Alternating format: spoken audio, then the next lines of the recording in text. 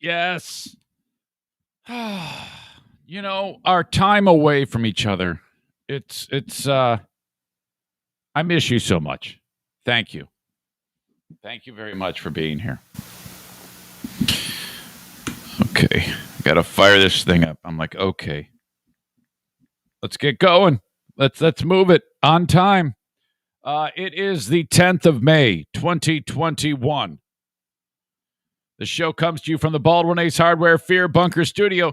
The Eric Zane Show podcast begins now. Yes, hello. Yes, hello. Sean Gotti here, coming to you from Raleigh, North Carolina.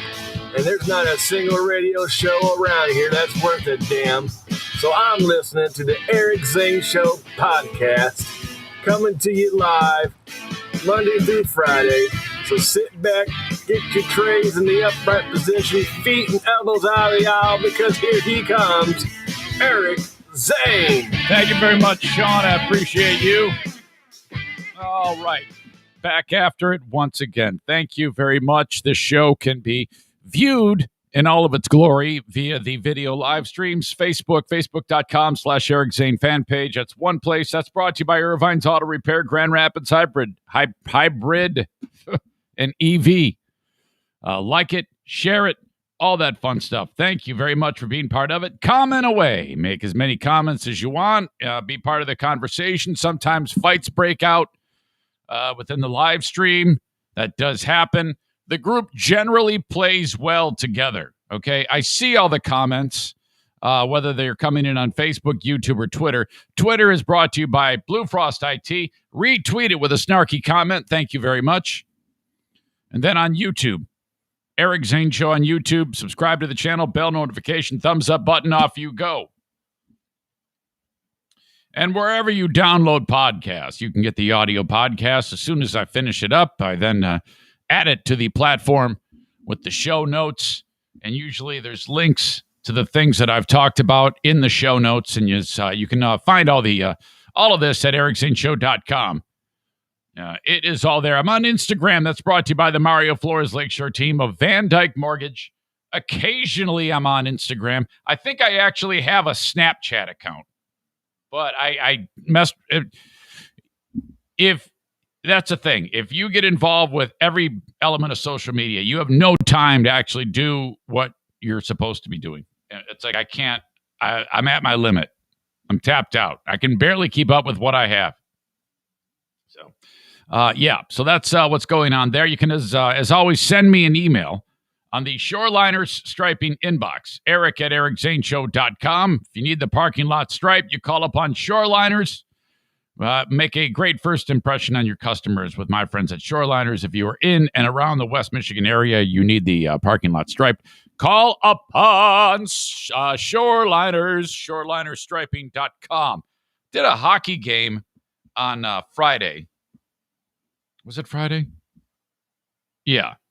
And I was on TV, and I had a bad feeling that I was going to look quite strange. And what I mean by that is, okay, I've got dress shirt on, tie, suit coat, always.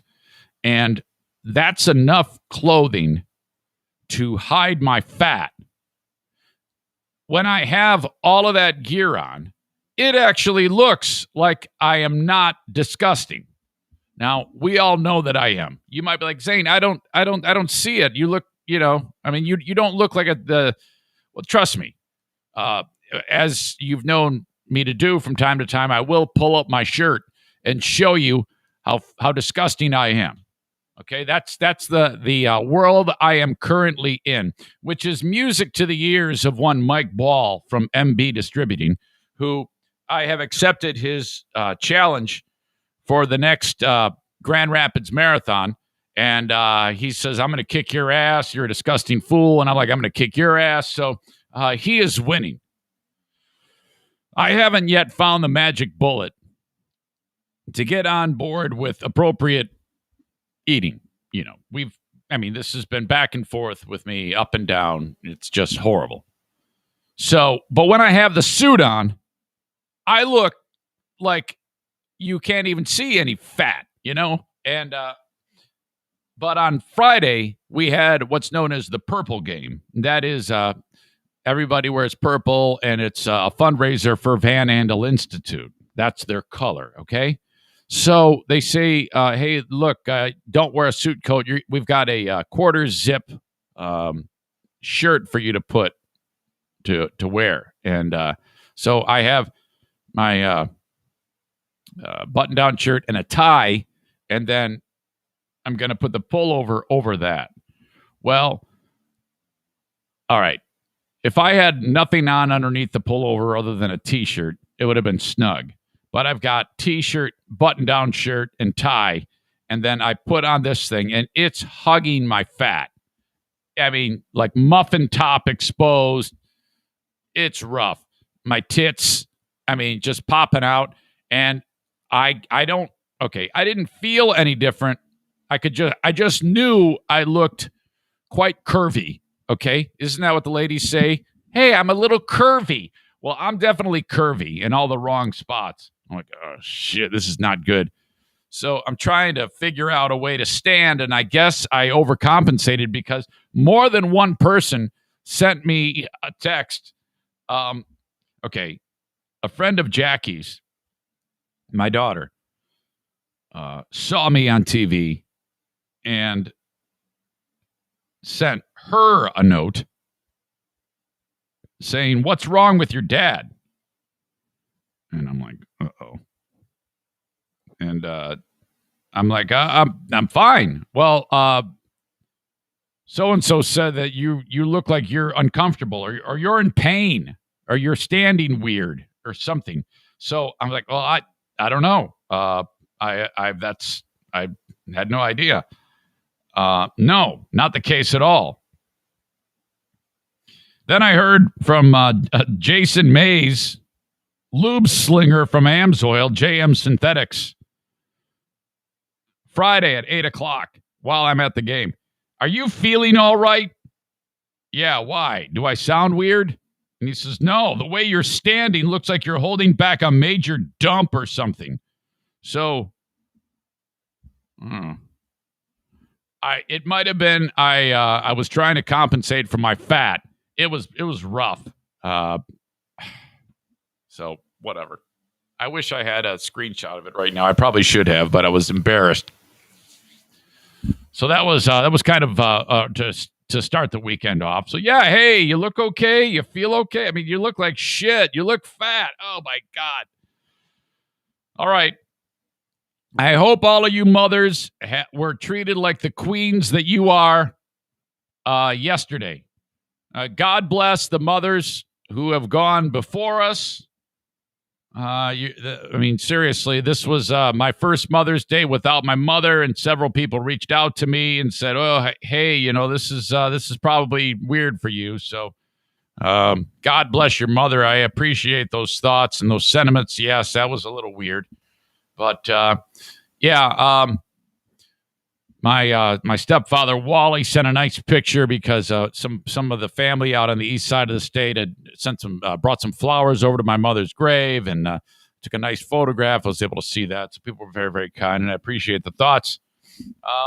Yeah, here amongst the land of the living, it was okay. So I say to Diana, and on leading up to Mother's Day, I'm like, so what would you like for your Mother's Day meal? Now, I threw out a couple of suggestions because of Now, I have a feeling I know what she's going to want. But I figured if I throw out these other suggestions, it might save some work because what she wants is a full day of prep. But I don't want to lead on that I don't want to have to do all the prep. I don't want to indicate that that's trouble. Or I don't want to indicate that that's a lot of work. I don't want her to feel bad in any way. So I'm like, so hey, fajita bar? Yeah, you know, we can set it all up, and oh my gosh, people will just annihilate the fajita bars. No, I don't think so. I don't want any fajita bar. I go, oh, how about that special lasagna I make with the breadsticks, and then I'll have a nice a garden salad there. It would be fantastic. No, I'm not really in the mood for Italian. And then she says it, what I expected her to say. So I really like that shish kebab bar.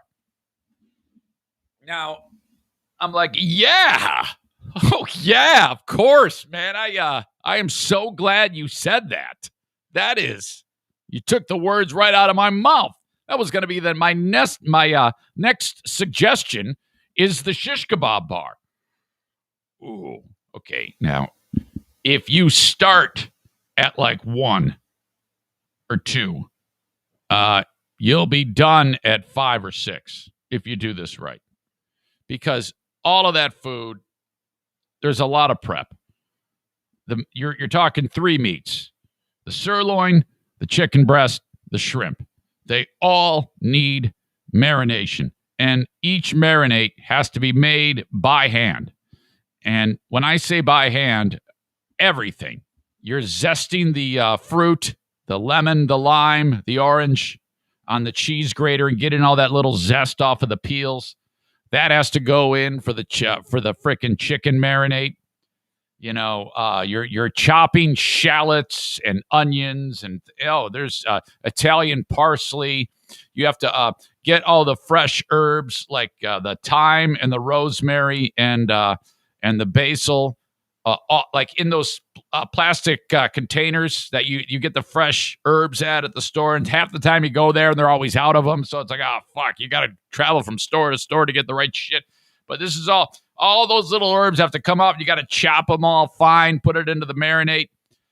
There's a lot of work that goes into this. Then all the vegetables have to be chopped appropriately. You got to buy these little small golden potatoes, and you have to boil them. And then they all go in a bowl because that's going to go on the skewer. Even the damn wooden skewers, you got to soak those in water so you don't put them on the grill and they just light up on fire. You know, there's a lot of preparation. No problem, though. No problem. So everybody's having a good time. Jim and Aubrey and the kids come over, the grandkids. They're all playing Uno Dare. Have you heard about Uno Dare? Oh, my God.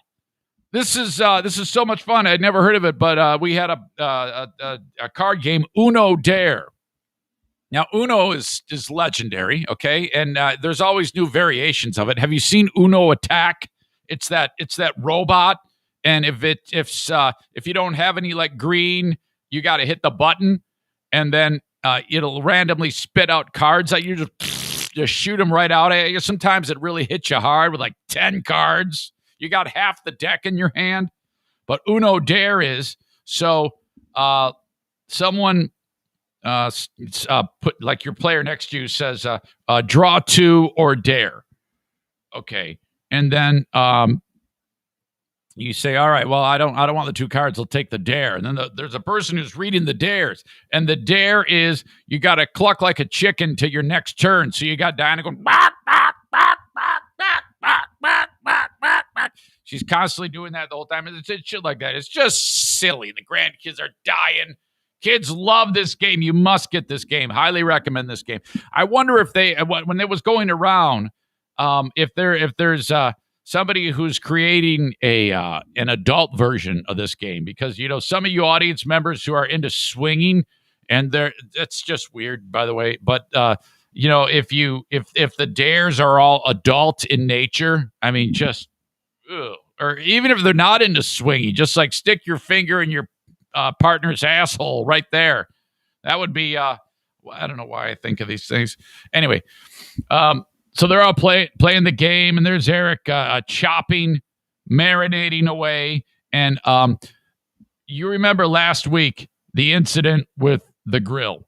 I had prepared these to die for, as Gordon Ramsay says, hamburgers.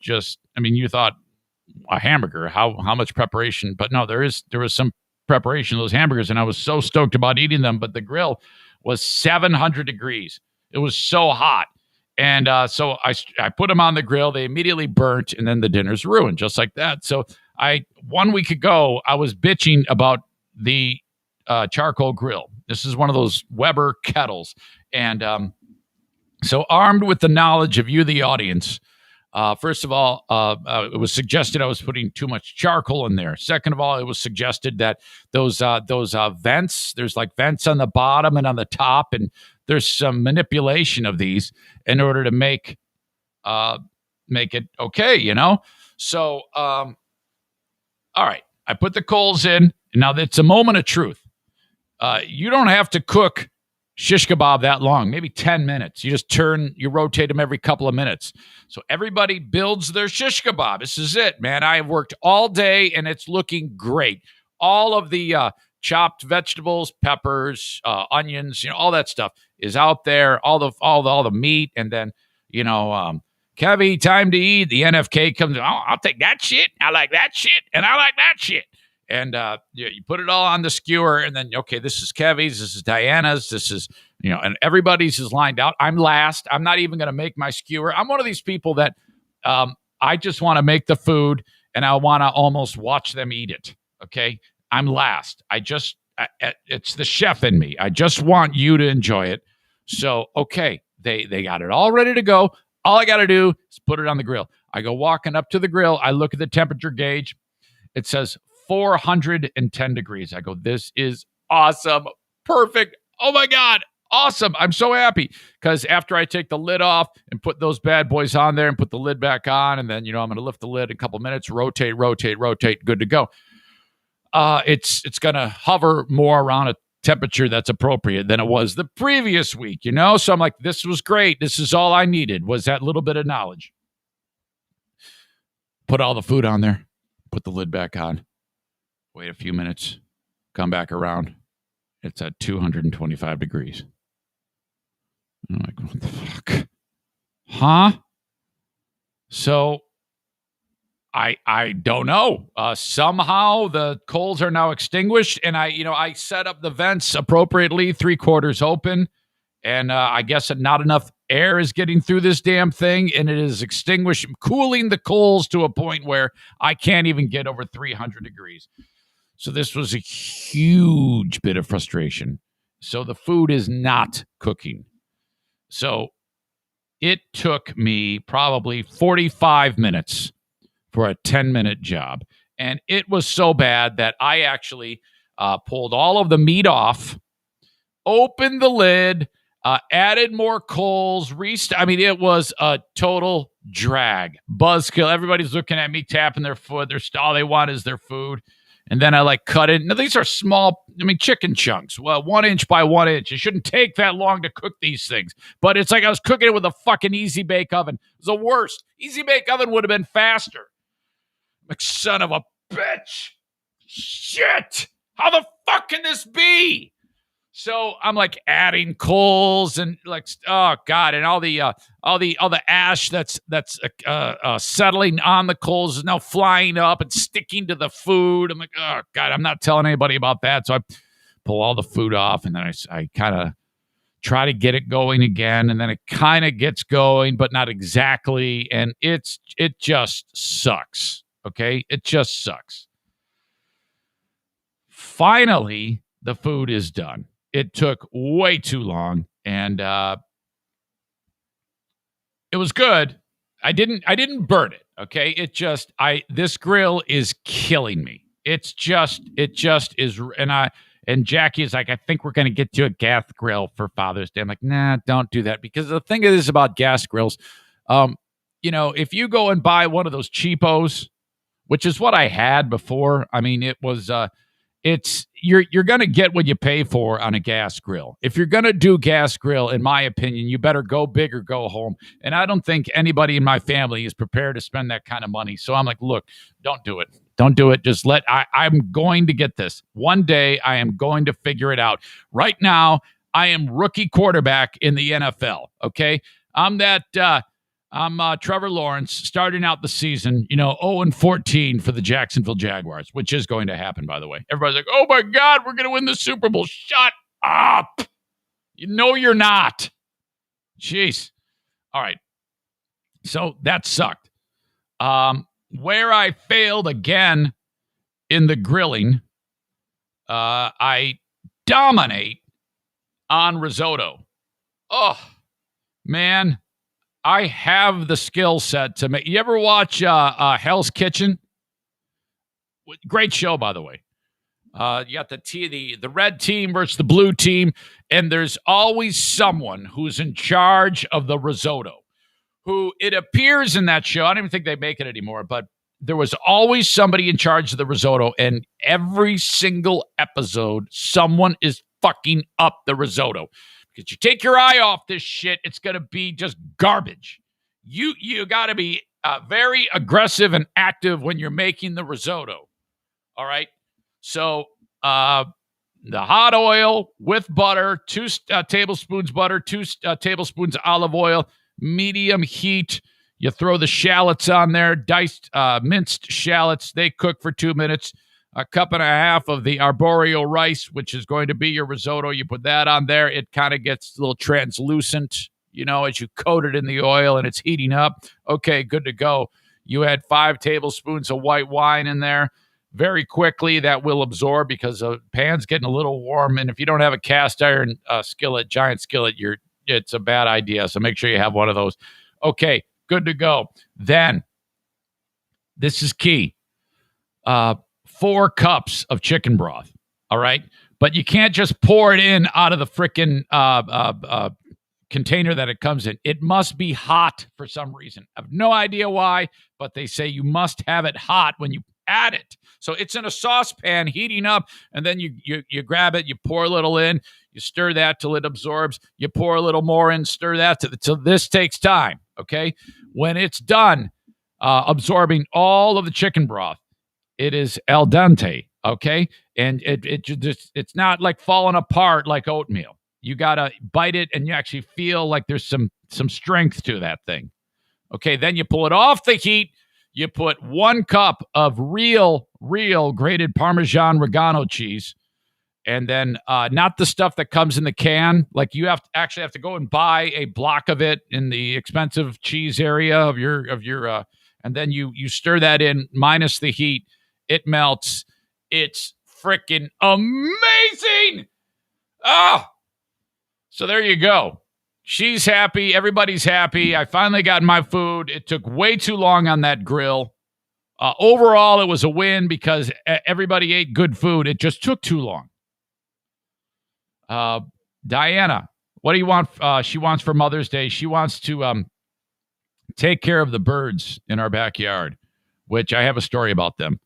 But she wanted a bird bath. So, okay, we go hell or high water looking for the damn bird bath.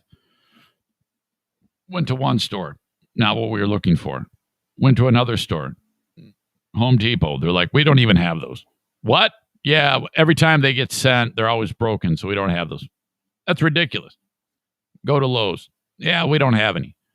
We go to Lowe's.com. There's one that she wants there. We're in Lowe's, and she buys it at Lowe's, but a different Lowe's, one in Holland, Michigan. So, all right, fine.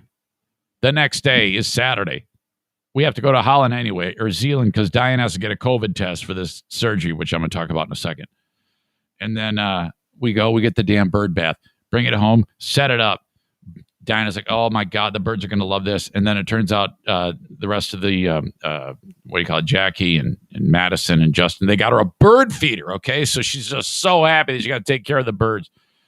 And then, so this all gets set up. What do the birds do? Okay, on top of this hot tub, I was telling you, there's a cover that needs to be thrown out, a hot tub cover, and it's so destroyed. It has a huge dip in it, and the water accumulates there. It's right next to the bird bath. Do the birds go to the new bird bath? No, they go back to the stagnant water on top of the hot tub cover and take a bath in that, and then they drink that. Oh, that's gross. And she's like bummed out. I'm like, well, yeah, we got to get rid of what they're used to. That was her Mother's Day adventure. Wednesday, on this very show, I won't be here at all. I am going to set up some best of material for you guys from the past, things that were fun, and provide that because I am completely, it is all Diana surgery day for this shoulder to get repaired. So, yeah, I mean, we don't want to be worried about anything else. We got to get her there, get the operation done. Everything's got to be fine. Come home, and she has to sleep like she can't lay down the way you and I lay down when we're in bed. She has to sleep almost like propped up for some reason, and this shoulder has to be in a sling for like 6 weeks. I mean, this is a serious deal. So That is really gonna slow things down for the Queen of the Forest, no doubt. But she needs this so bad. Torn rotator cuff, really a problem, and it's just killing her. So Wednesday, just a note. I won't be here in any capacity. I'll probably update you on how she did, but everything is going to work out just fine. We also have today is a day where yet another, this is the third in less than a week, trip to the vet. That's right. Last week, it was Daisy, scheduled vaccinations along with him. It was Daisy. Yeah, it was Daisy and O'Neill at the start of the week. And then Daisy, after all the vaccinations, we determined has a urinary tract infection, because I had to go and get the urine, collect from her, take it back to them. They said, yeah, she's got a UTI. She's on medication for that. Then Benny, the one-eyed wonder dog, he's shaking his head crazy and scratching his ear. I go, oh, you got an infection. I've become like a vet, okay? If my dogs even do anything that is different, I'm like, there's something wrong. I can't really diagnose it or treat it, but I can tell there's a problem. I immediately take him to the vet. They go, yep, you're right. He's got ear infection. And we think he's allergic to a certain type of food, just like old Bruce here, who's not on camera. So they go, yeah, change up his food. What is Bruce eating? I go, salmon. Try the salmon. Okay. All right. So, all right. He has medicine, cure the ear infection. That's another $300. All right. Bruce, the Frenchie, about 4 or 5 days ago, I noticed, typically this is 100% not normal. And if you're eating, this is going to be really, really gross. So I'm warning you here. I'm giving you ample warning. If you're listening to the recorded audio podcast, bump ahead, because I'm just going to say it. And if you're eating breakfast on the live stream, just hit the mute button for a few minutes. Huge accumulation of wet, white booger cheese on his nose. It actually looks like his nose is white.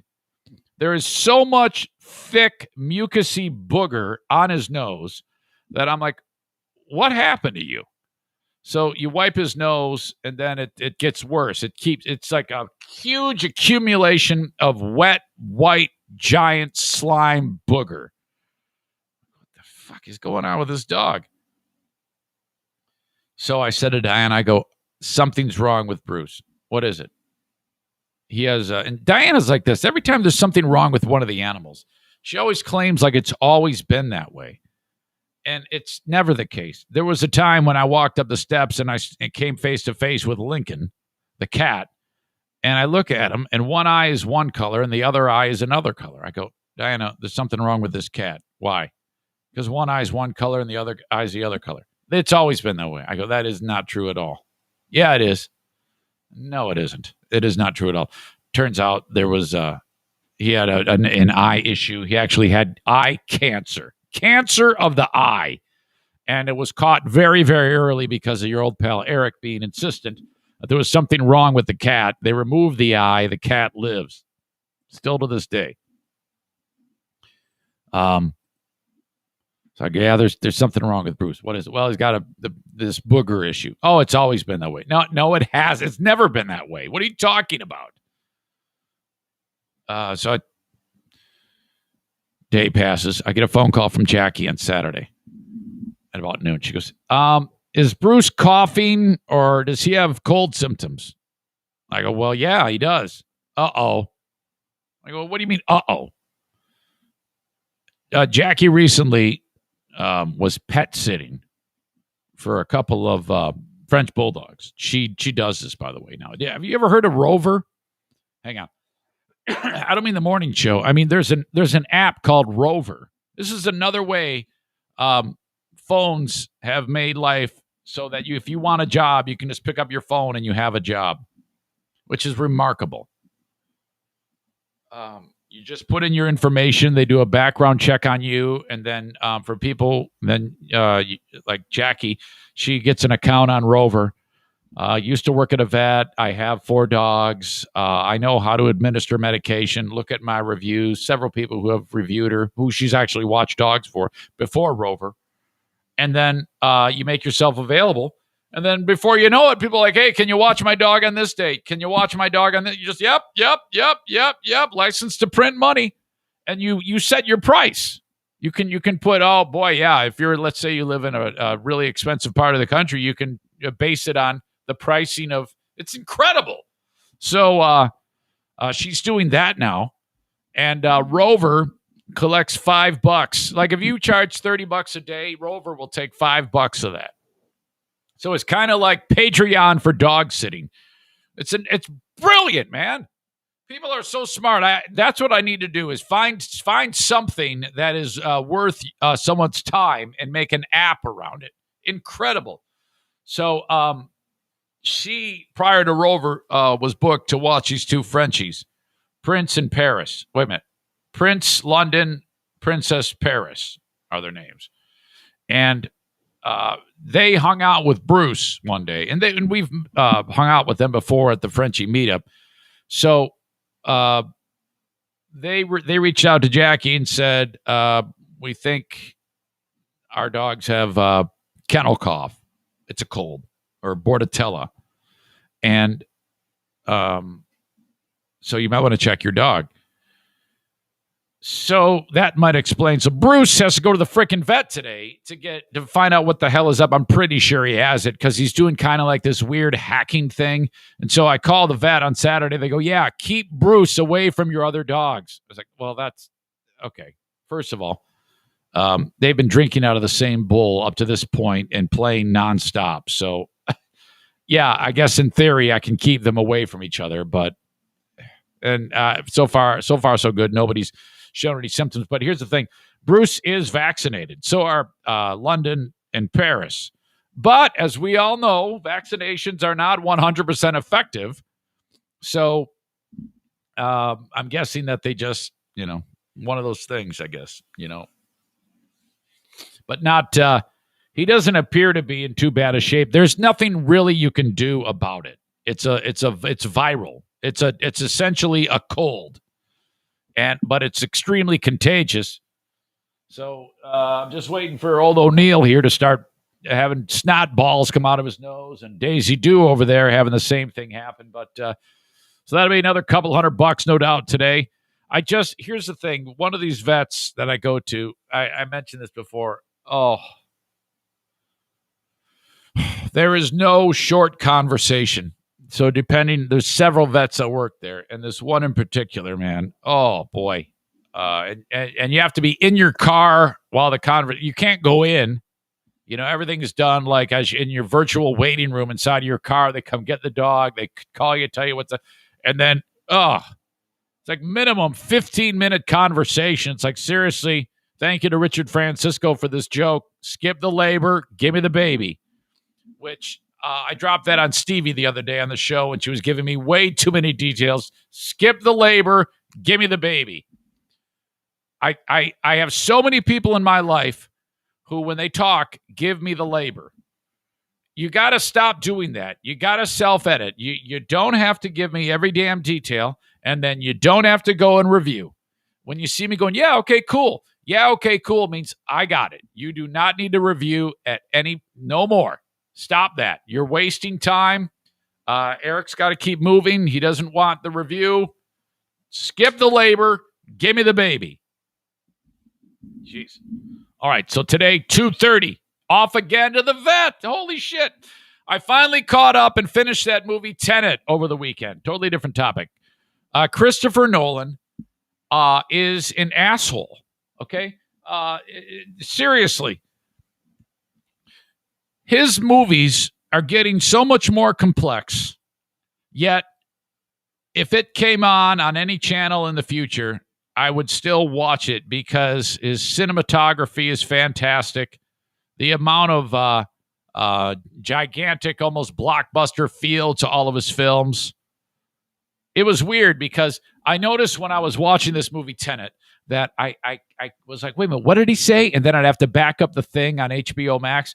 And then I'd listen again. I'm like, I still didn't get what he said. And then I'd call up the subtitles and go, oh, okay. And then it turns out after I finished watching this movie, which I didn't understand what the fuck was going on in this entire movie, I went back and read the whole synopsis to try to understand what was happening. I still didn't understand what the fuck was happening. And then it turns out there was harsh criticism because the sound was mixed so poorly. How can you spend all of that money making a film and you've got this extreme pedigree? Christopher Nolan is an incredible filmmaker. And you can't mix the sound. Who the fuck? How the hell did that happen? Somebody did a poor job mixing the sound, and it's like, what the hell is going on here? And but this, God, I kind of want to hate his guts. But I loved the movie The Prestige, and his version of Batman was amazing. Dunkirk was awesome. What's the space movie called? The Inseparables? Inception? Inception was another one of his movies. What was the space movie? It was called Matthew McConaughey Goes to Space. The Inseparables.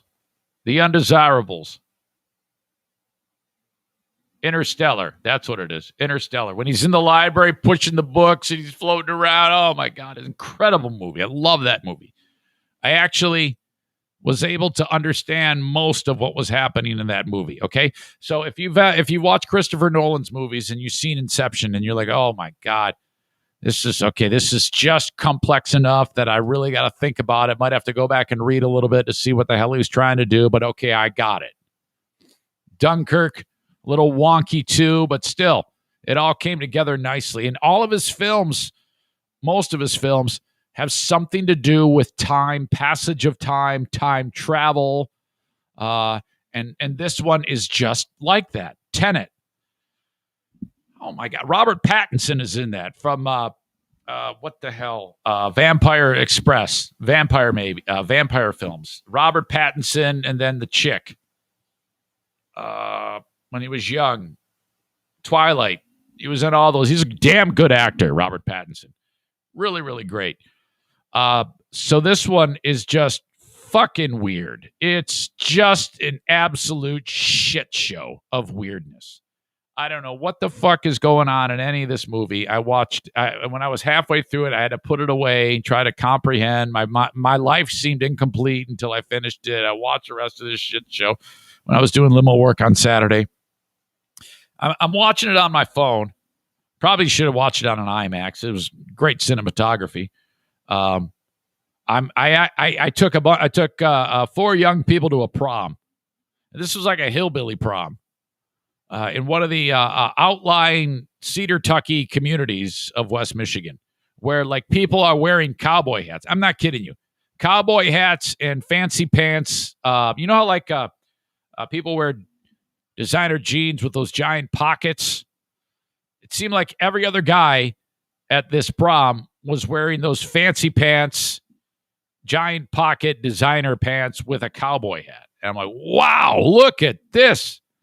And yeah, that's the way it was. It was incredible. And they actually did it in a barn. There was some place off the beaten path here in West Michigan. It's a barn converted to like where you would have like a wedding or a prom. And I'm not kidding you. The parking lot is full of monster trucks. These are all kids who like go into skilled trades, and they've been like electricians since they're 10. Okay, journeyman electricians since they're 10 years old. That's a thing in West Michigan. Within like Grand Rapids, everybody goes to college, and then all the outlying areas they all start working at age 10. They're all journeyman electrician and plumbers and home builders. By the time they're 13, they're making $150,000 a year. So then they take their money and they buy monster trucks, designer jeans, and cowboy hats to go to the prom. You know, by the time all the other kids start college, these guys are going into retirement at age 18. So you got all these kids, none of which are going to go to college. They're all working in the skilled trades, whatever it takes to get the truck nuts and the monster truck that's rolling coal out the side of the pickup. It's absolutely amazing. Here I am in a limousine, waiting for the hoedown to finish up, watching Tenet. I get done with this film, and I'm like, what the hell did I just watch? This is absolutely ridiculous. I read synopsis. I go to all sorts of websites trying to figure out what the fuck happened in this movie, and I still have no idea. I don't have any idea. I go to Mass on Sunday. You all right, Bruce? He's having like a coughing attack right now. You okay, big guy? Oh, he's a mess. Didn't even eat this morning. Where was I? What was I talking about? Shit. Talking about Tenet. I don't remember now. Help me out here. I haven't even said hi to everybody. What's going on, folks? I see the usual crowd here. Carry bolt cutters everywhere. Castrate all truck nuts, Adam says. Went to Mass Sunday. Thank you, Richard. Go to Mass. Father Colin. And Father Colin is amazing. This is my, Jesus, he's so smart. And this is his first parish. Side note, there was just a priest in Grand Haven, 70-year-old man, same diocese, Grand Rapids. This is how things are different. Back in the day, when the priests would molest kids, the bishop would cover it up and move the priest to a different parish. And then that, like the kids who were raped would then, say, hey, oh my God, my child was raped. And they go, oh, yeah, don't call the cops. We'll take care of it. And then they move the priest to another parish. And then the priest, that's what happened with the whole priest abuse scandal. So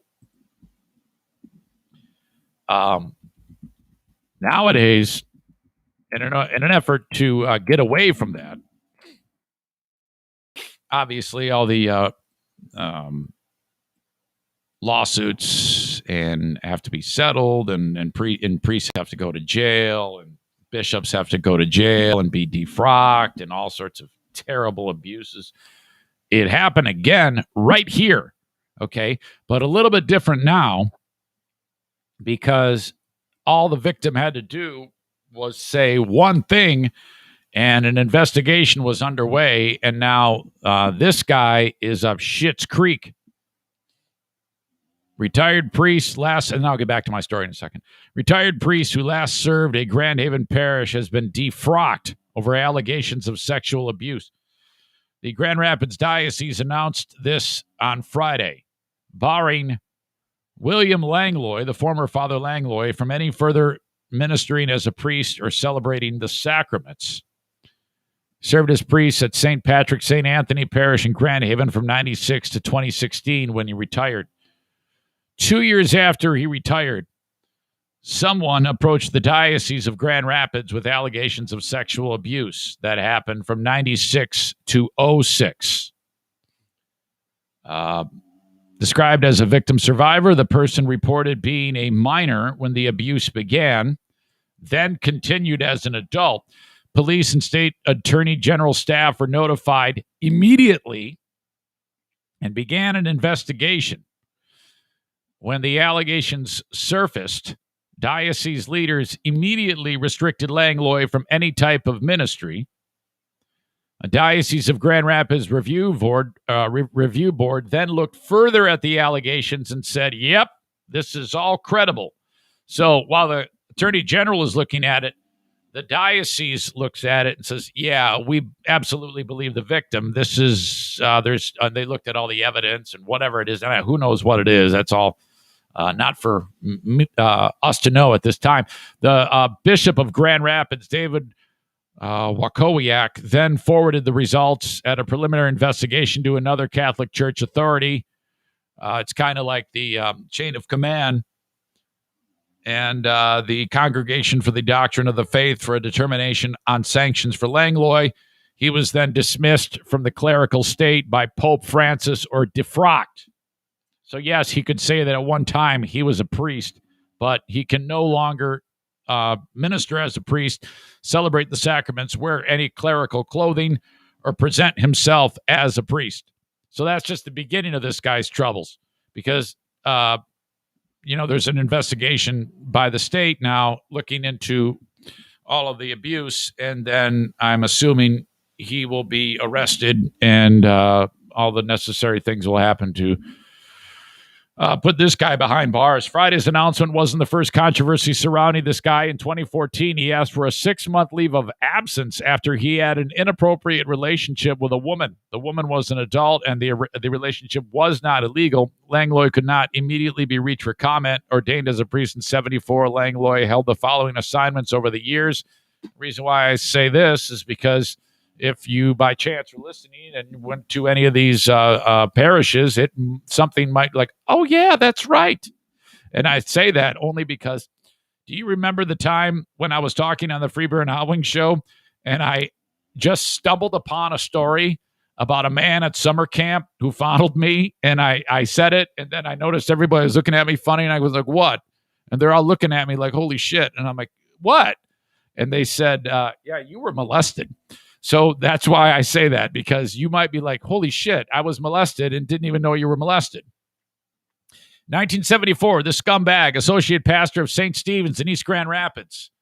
Also an associate pastor at St. Jude's in Grand Rapids. 79, chaplain for Blodgett and Butterworth Hospitals in GR. 84, pastor, St. Michael Parish, Coopersville, with a mission at Grand Valley State University. 96, pastor at St. Patrick, St. Anthony Parish in Grand Haven. 2016, granted senior priest status, retired. Daisy! Snoring her ass off. A spokesman for the Attorney General's office released the following statement. We have taken a hard look at this case since 2018. We appreciate the diocese's cooperation in working with the department to thoroughly investigate.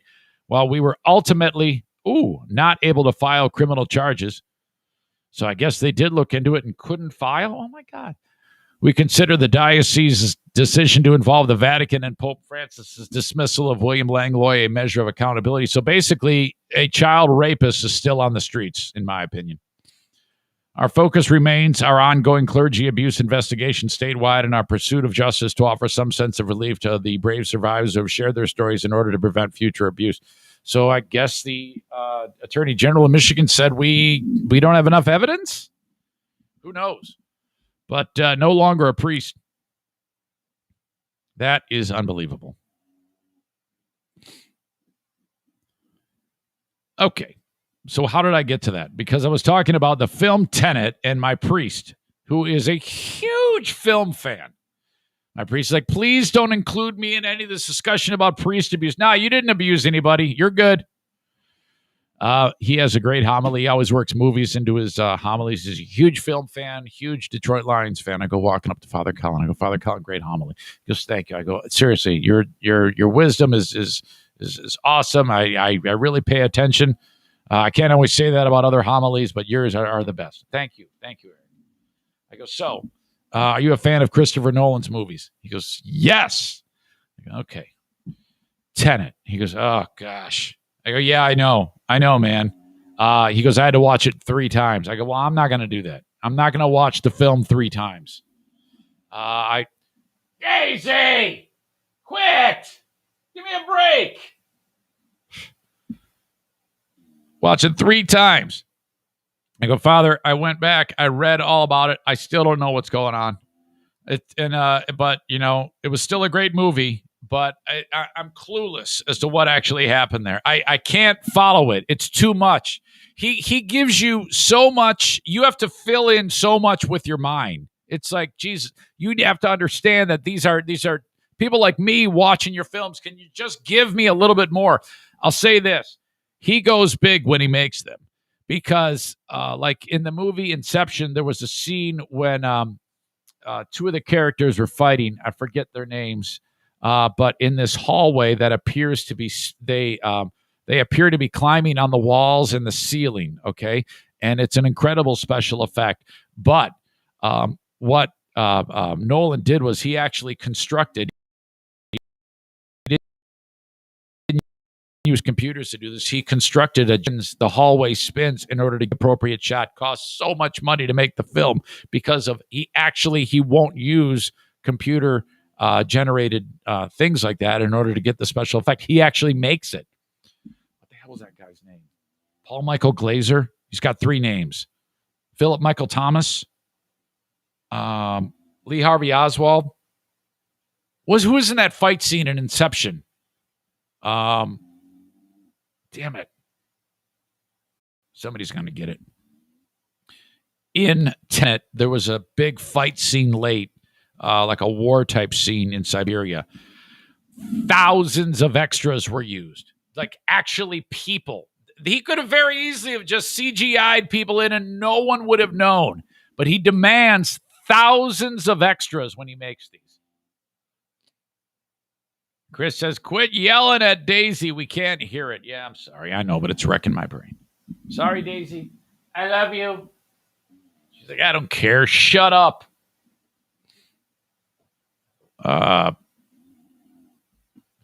Jason says, couldn't file charges due to no evidence.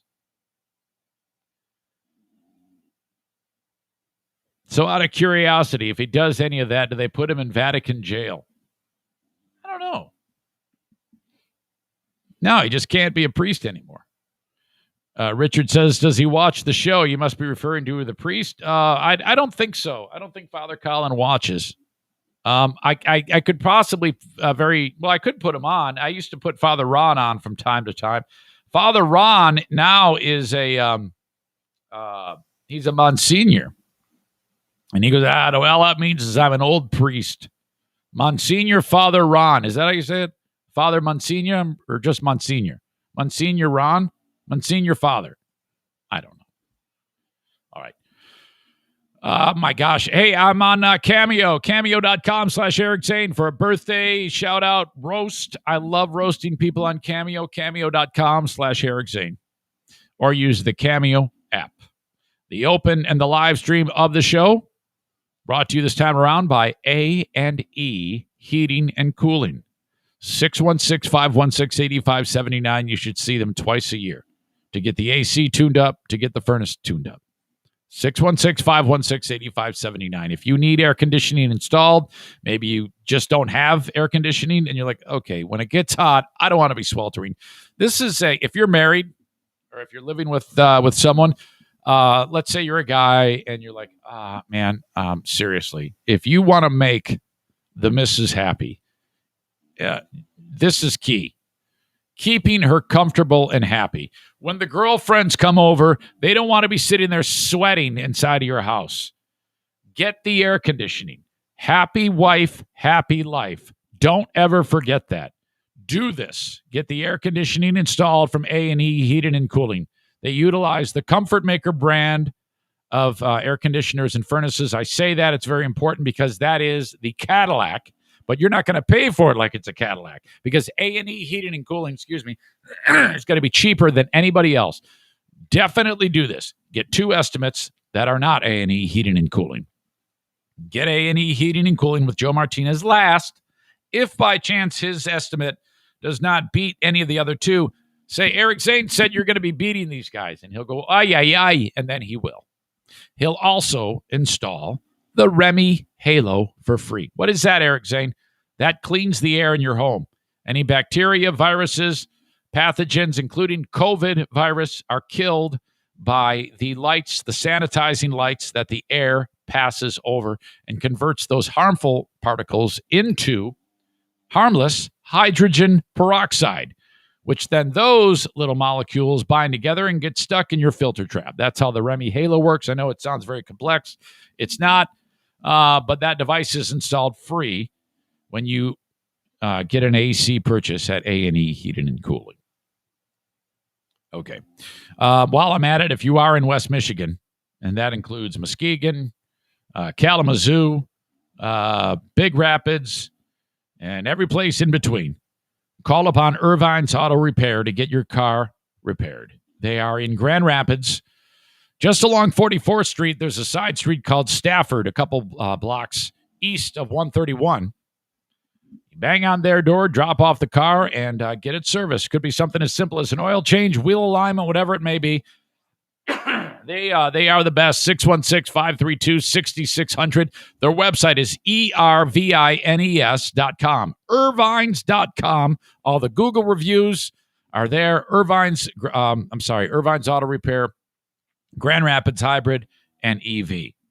Servicing domestic, Asian, and European models. But the only thing they don't work on are the Volkswagens. 616-532-6600. Okay, on Friday's Patreon bonus podcast, I talked to you that we had a bit of a temper tantrum issue with the NFK. NFK is No Filter Kevin, my wife's brother-in-law who lives with us here in the house. Zane, why does your brother-in-law live with you? The reason why I bring this up is because somebody just was getting caught up and said, what's going on there? My beloved brother-in-law, David, passed away July 30 of last year. Kevin has nowhere to go. He is ours now. He is in our house. So there's that learning curve. We have gotten past the learning curve. We just kind of adapted the game plan here at the household, knowing that we have a handful, someone who doesn't really take washing his asshole as a priority. Cleanliness is an option. Leaving a mess wherever he goes. If he is in a room, it is messy. Where he sits in the sunroom, it is surrounded. I think the dogs are getting addicted to chewing tobacco because he all day he watches TV, he drinks water, he drinks beer in the evening, the Hamm's beer, and then all day long he's chewing tobacco with Grizzly. Okay, so he grabs the Grizzly out of the little tin, and when there's leftover, he puts it in his mouth. There's leftover Grizzly on his fingers. Now, he should put it back into the, put your fingers together and get the excess off of your fingers so it goes back into the tin or someplace. But no, it goes on the ground. So all around the chair is little tiny brown bits of chewing tobacco. And you say to him, hey, buddy, do you think maybe you could clean this up? And yeah, sure. And that doesn't get done? No. So, okay, just one of the million things that are like that. So we kind of work around him and clean up after him, which makes us a lot less guilty when we take him to the grocery store every time and he buys all the damn groceries. We don't go, oh, no, we got this. We look, give me that fucking card. You're damn right I'm going to swipe the shit out of that thing. $200. Pfft, here's your card back. Because Diana's washing his pants, doing his laundry. I'm cleaning up after him. About the only thing I won't do is clean up the toilet. I said, hey, you got to start cleaning up your shit after the Hamm's beer shit howitzer goes off. So enough. I'm not going to do the toilet. Okay. This comes up because of the temper tantrum on last week over, it was just a simple conversation with one of the medical professionals about him. And he's sitting there chirping in the background. I'm like, shut the fuck up, man. And I don't know what he's chirping about. It's not, I'm taking care of it for him. It's just he gets riled up. If things don't go exactly the way he expects them to go, he gets riled up. Okay? This morning, I'm by the refrigerator. And he gets up every morning and he fills up this cup full of ice. And then he dumps it into a water bottle. Okay? You'd think maybe he would just use the water bottle, but no, he can't because the water bottle opening is a little bit smaller than where the ice comes out of, and the ice goes everywhere. It's a catastrophe. It's like a freaking avalanche. So he's holding the thing up to there, and it's and no ice is coming out, and I can hear it moving within the fridge, and I know what's going on. It's blocked. Does he figure that out? No. So the compartment on the inside of the door is now, I can hear the ice going, and it's filling up. I go, this is going to be bad. And he's holding it on there. And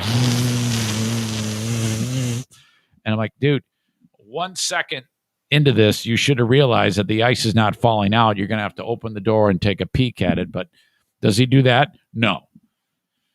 First of all, he gets pissed, and I'm looking at him. I'm standing right next to him, and he's got this aggressive look on his face like he's going to kill somebody. And I go, oh, and I'm always like really playful. And I go, oh, we got a little block here, huh? And he goes, I don't know what the fuck is going on here. And I'm like, oh, Jesus. Okay, so he gets out of the way. I open up the fridge door, and now all of the ice rolls out of the thing. It goes flying inside of the fridge on the ground, and he's motherfucking the ice. And I'm like, dude, size of the problem here.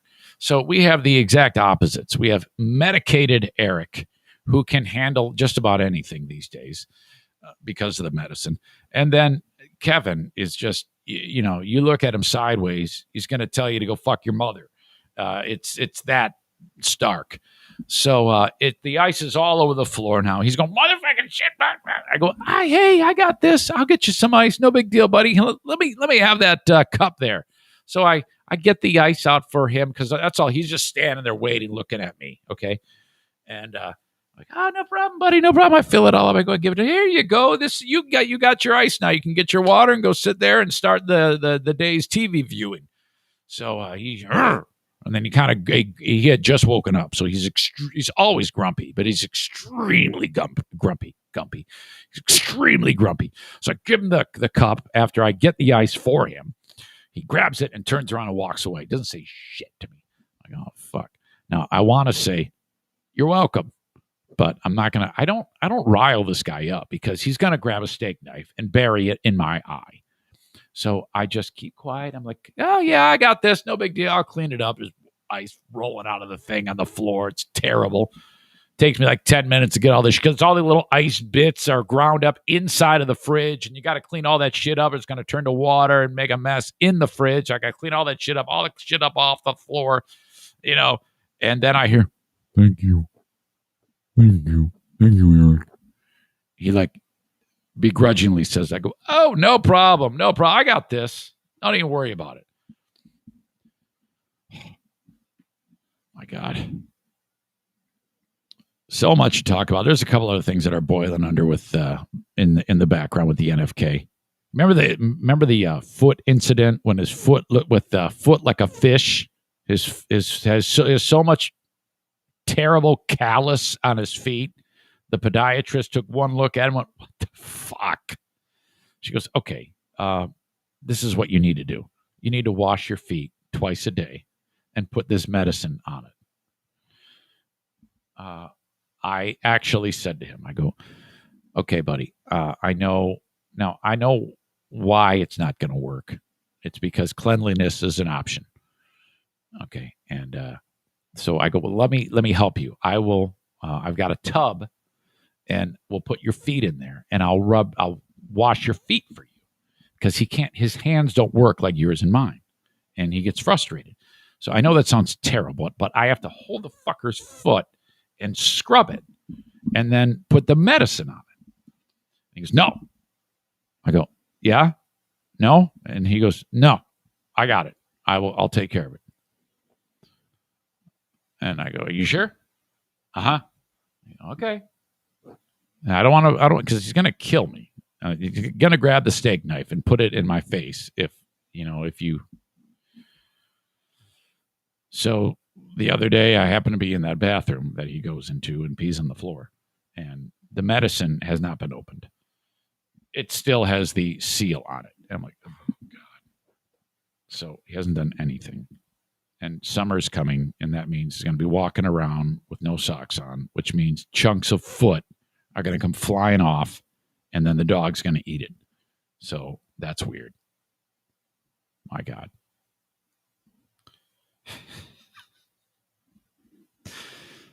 Please, can you imagine if the dog is eating foot? Here, what is it? O'Neill eats his poop. You know he's going to eat foot. Oh. Tom says, boiling under, never heard that. Yeah, I think I combined boiling over and on the back burner or something like that. Never heard of that one before. I guess it's the opposite of boiling over. Shut up. Don't pick apart my words. You guys, I'm sitting here telling you a story about O'Neill eating foot chunks, and you guys are ripping me about the things I say. My God. I'm an idiot. I think it's an Australian phrase, boiling under. Shut up. Does he use a spitter? Referring to the NFK and the tobacco. Yes, he does. He does use a spitter. But it's weird because he's got like this container with a straw and he spits into the straw, which like not all the spit goes into the straw. It kind of like runs down the side of it. Everything about this guy is so fucked up and so gross. COVID, Tom, don't worry. I'm not mad at you for making fun of me. Everybody can make fun of me. Hey, I sent a message to Dirk. I think I pissed Dirk off. I think Dirk is the new clubhouse leader for sensitivity. You know how from time to time I will fire a brushback pitch at people? I don't know. Maybe I'm wrong. But you see, Dirk will send me 10 stories, and 8 of which will be fun content. And then 2 will be under the lens of like Dirk politics, which is really, well, I've talked about it before. And, you know, I was screwing with him and I was sending him back links doing the same thing to him, trying to troll him. And then I think he gave up. I think he's actually pissed off because he has stopped contributing. And that's a bummer because he's extremely helpful. He says, I haven't been sending you anything political anymore. Well, then he hasn't sent me anything anymore. And so now I think I pissed him off. So I wrote, sorry if I pissed you off. I was totally kidding. Please send links again. You're very helpful. You're like an associate producer. I need you. If I don't have you, I'm talking about stories about the NFK's feet falling apart and O'Neill eating it on the living room floor, for God's sake. Okay. Over the weekend, the story broke about the gas pipeline got attacked, cyber hacked by, they think it is, they're not 100% sure, but there's an organization known as DarkSide that does these ransomware attacks. Are you aware of this? They infiltrate various networks and they shut everything down, or they say, we demand ransom, and then you have to pay them in cryptocurrency, and then they will free up what they did to screw up your infrastructure problem. And it's a little alarming to me that this can happen because the bad guys are one step ahead of the good guys. A vital U.S. pipeline, which basically goes from Texas to Maine, that transports gasoline after it gets refined to all the places that it needs to go so that you can get it. It can go to the pumps and you can get it in your vehicle. Okay. That's one way. First of all, I had no idea that was a thing where the pipeline gets gasoline to all those places. I thought it was all just trucks showing up from the refineries, but I think that there's a little bit more involvement to it than just that. And maybe the pipeline gets to the places where the trucks get it. Either way, it keeps your cost at the pump as low as it possibly can be because of that. So, I mean, I'll tell you what, if you're a cyber criminal and you want to throw a wrench into the whole plan, you go for what moves our vehicles, and that is gasoline. So this cyber extortion thing goes down, and this massive pipeline is not running. So if this goes on much longer, you will see gas is already very high right now. It's about $3 a gallon. It's gonna go up much higher because they can, holy shit. This cyber extortion organization is known as DarkSide. And the way they do it, supposedly, is they extort organizations like this pipeline, and you pay them, and then they claim that they take some of that money that they steal from corporations and give it to charity, according to some people that are close to this investigation. The Biden administration is loosening regulations for the transport of gas products on highways as part of an all-hands-on-deck effort to avoid disruptions in the fuel supply. Experts are saying that the price of the pump will probably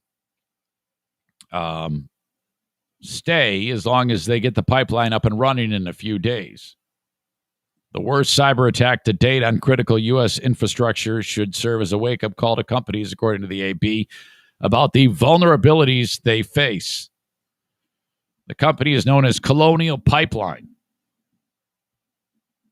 It delivers roughly 45% of fuel consumed on the East Coast. Oh. Hackers typically lock up computer systems by encrypting data, paralyzing networks, and then demand a large ransom to unscramble it. I would be worried that you pay the money and then they say, because they have all the power, they could just say, well, no, we decided to double the amount. My God. I've never had this happen on our own computer. That is something that can happen to you. I think, as I understand it, if you click on something that you shouldn't, kind of like when you see an email from somebody, it says, oh my God, take a look at this. And there's a link, and then you click on it. Next thing you know, everything's fucked. That's why they say be very, very careful and very, very suspicious of those. Have you seen those ones that they do now? You'll get an email from someone. This isn't exactly ransomware, but it's like they're trying to get their information. They'll say, it'll be a message from like Amazon or the United States Postal Service, and it'll say, your package will be here at 2 p.m., because so many people just order shit, like Diana. She orders 8,000 things a week. And you just think, oh, well, yeah, I wonder which one this is. And you click on it, and it'll say, your $450 or whatever it is arriving. And it looks really good. It looks really official. And then it'll say, click here if this is not the case, or something like that, or click here for returns. You click on the damn thing, and the next thing you know, you're giving them your social security number or something like that. So that's just another way they do it. I actually almost fell for one of those. Then I realized, I was like, wait a minute. The first thing you should do is check your bank.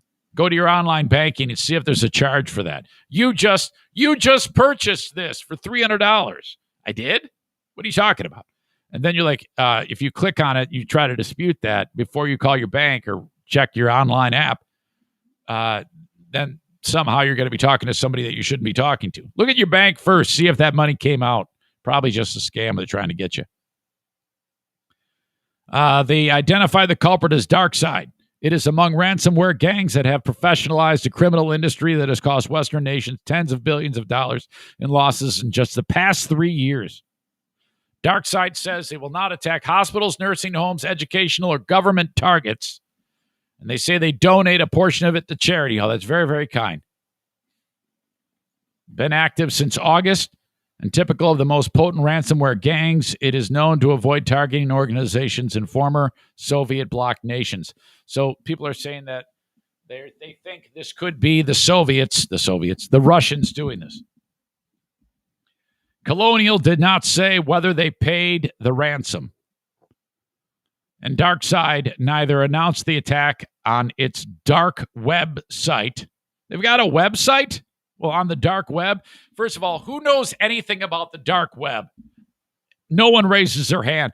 Do you have to is it everything dot dark com or something? Dark web com? How do you even get on the dark web? And part of me, I don't even want to look how to get on the dark web because I'm afraid something terrible would happen.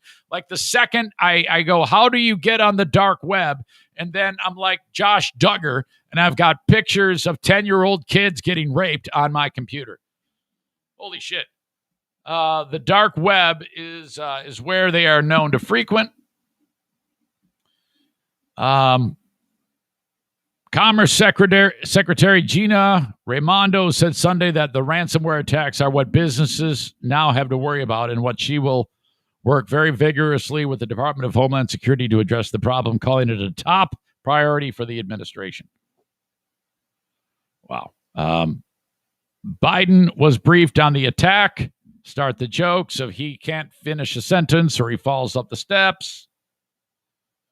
I was just listening to some old clips of George W. Bush, by the way. He was as bad as Biden. The verbal gaffes that George W. Bush said, if you compared the gaffes between Bush and Biden, they are as bad or worse. Because a lot of these folks say Biden is brain dead because he says, "Where's my mask? I don't know what's going on." And he falls up the steps. He looks brilliant compared to George W. Bush. Do you think George W. Bush has dementia now? Of course not. Did you think it back when he was president? Well, no, hell no. Well, then what's the difference? I mean, come on. All right. So gas pipeline hacked. Still trying to figure out what's going on. Probably going to see some spike in the prices. Holy shit. I got a new Patreon member over the weekend, actually 2 of them, and I cannot wait to share with you the exchange I had with this person. Luke. Is Luke on my Tennessee sign? I don't think he is. No. Luke, I think I say Klutz. It's either Klutz or Klutz. He is my latest member on Patreon. I cannot wait to read to you the exchange that we had. And you know what? Him being on Patreon, I kind of owe it to Who Are These Podcasts? What? What are you talking about? Who Are These Podcasts? The critique I got from them made my show more organized. Okay? When you're doing a one-man show like this and you don't have your shit together, oh, fuck, kiss of death. So I credit the fire being lit under your old pal Eric Zane to Carl and Andy because they ripped me a new one. Show is still an acquired taste, without a doubt, but I'd like to think that it's improved, and I found out, according to Luke, that it has. This all comes up because I'm telling you about my Patreon. The free podcast, I love doing it. It's the lifeblood of the show, but in it, I also tell you that I have more podcasting that I do each and every day, and I would love you to contribute to. And I do a lot on my Patreon, and I want you to be part of it. I would love you to be part of it. You go to patreon.com/Eric Zane, Patreon, patreon.com/Eric Zane, and sign up. Okay? Just try it. That's all I want you to do. The challenge is for you to try the Patreon. There's something new on my Patreon nearly every day of the week. Well, all for sure Monday through Friday. 5 bonus podcasts. When I get done with this one, the accompanying Patreon bonus podcast continues the fun. Mondays and Fridays, I release the Lost Zane recordings. Tuesdays, I release Smarter Than a Former Drug Dealer trivia. Thursdays, the Insane Asylum, my 2-hour music show on Northern Michigan's Q100, minus the commercials and before it even airs. Excuse me. And then Friday, the Ben and Eric Patreon podcast with a live audience on that show via Zoom. Okay. $5 a month for all the audio, $10 a month for all the audio and video and live streams. Try it out. That's the challenge. If you don't like it, you cancel it. You get the rest of that month until it ends. Or just let it ride if you really like it. You also have the option to convert it to a yearly to save 10%. I don't hear about anybody offering that, by the way. I know Carl doesn't offer that. If you convert to a yearly, and if you've been an existing Patreon member, you can do this at any time. I recommend this because it's going to save you $6 a year for the audio podcast and $12 a year for the audio and video podcast. All at patreon.com/Eric Zane. God bless Gift of Life, Michigan. If you go to ericzaneshow.com, click on the Gift of Life logo, all the information you need about donating an organ if you pass away. Well, actually having all of your organs donated. If we all did this, we could very well save 8 lives at our passing. That's incredible. And sounds weird, but your tissue and your corneas will improve the lives of 75 more people. So think about that. 83 lives either improved greatly or saved. One kidney goes this way, another kidney goes that way, a portion of your liver here, a portion of your liver there, one lung here, one lung there, heart, pancreas, intestines. These are all things that can be donated. There is someone that is in the audience right now, and I'm not going to say who is beginning the process. Actually, I know of 2 now who are trying to donate a kidney. Not to mention the queen of the forest who's trying to donate a kidney. which I have not yet talked about in the free podcast, but I just did there. But since she's getting operated on Wednesday, that's all been put like boiling under, as I used to say earlier in the show, or on the back burner. That's what most people say when they're not stupid. But anyway, Gift of Life Michigan, thank you so much for being part of the show. Hang on. Get the cornhole boards and get the best cornhole boards. Okay? If you go to the store and buy a set of cornhole boards to play cornhole, they're going to fall apart halfway through your first game in your backyard, and everybody's going to hate your guts. Get a set of professional cornhole boards that will last forever. Buy them once, have them forever. CornholeAmerica.com. $170 with the Cornhole America logo on them. You might just want that. Or you might want them customized. Put anything you want onto a set of cornhole boards with CornholeAmerica.com. They can be sent anywhere in the United States. The business is based here in beautiful Cedar Springs, Michigan. You basically go online, order what you want, and then it's sent to you. So yes, any type of customization, they do it all for you. If you already have a set of cornhole boards, you can order vinyl skins, your own custom vinyl skins to go on your existing boards to give them a custom look. They have kits that you can order. Even the bags are customized. If you're thinking about doing a charity fundraiser in your community, think about Cornhole America. Just go to their website and inquire about that, and they will tell you everything you need to know about raising funds for whatever. Sick kid in town, something happened to somebody, you're raising money for a local organization, whatever it may be. CornholeAmerica.com can really help you along with that. Okay. So this hand has been killing me. The bottom of my hand. You just saw me take off that brace. And for the longest time, I've been sitting here wearing that damn brace, and the hand is not getting better. How did this happen? Okay, from sitting in this spot where I'm doing the show, when I get done with the show, there's a lot of arts and crafts that goes into it. And my hands rest on this table while I'm on the keyboard. Okay? The bottom of the hand touches this desktop. The weight of the hand caused some type of repetitive use injury.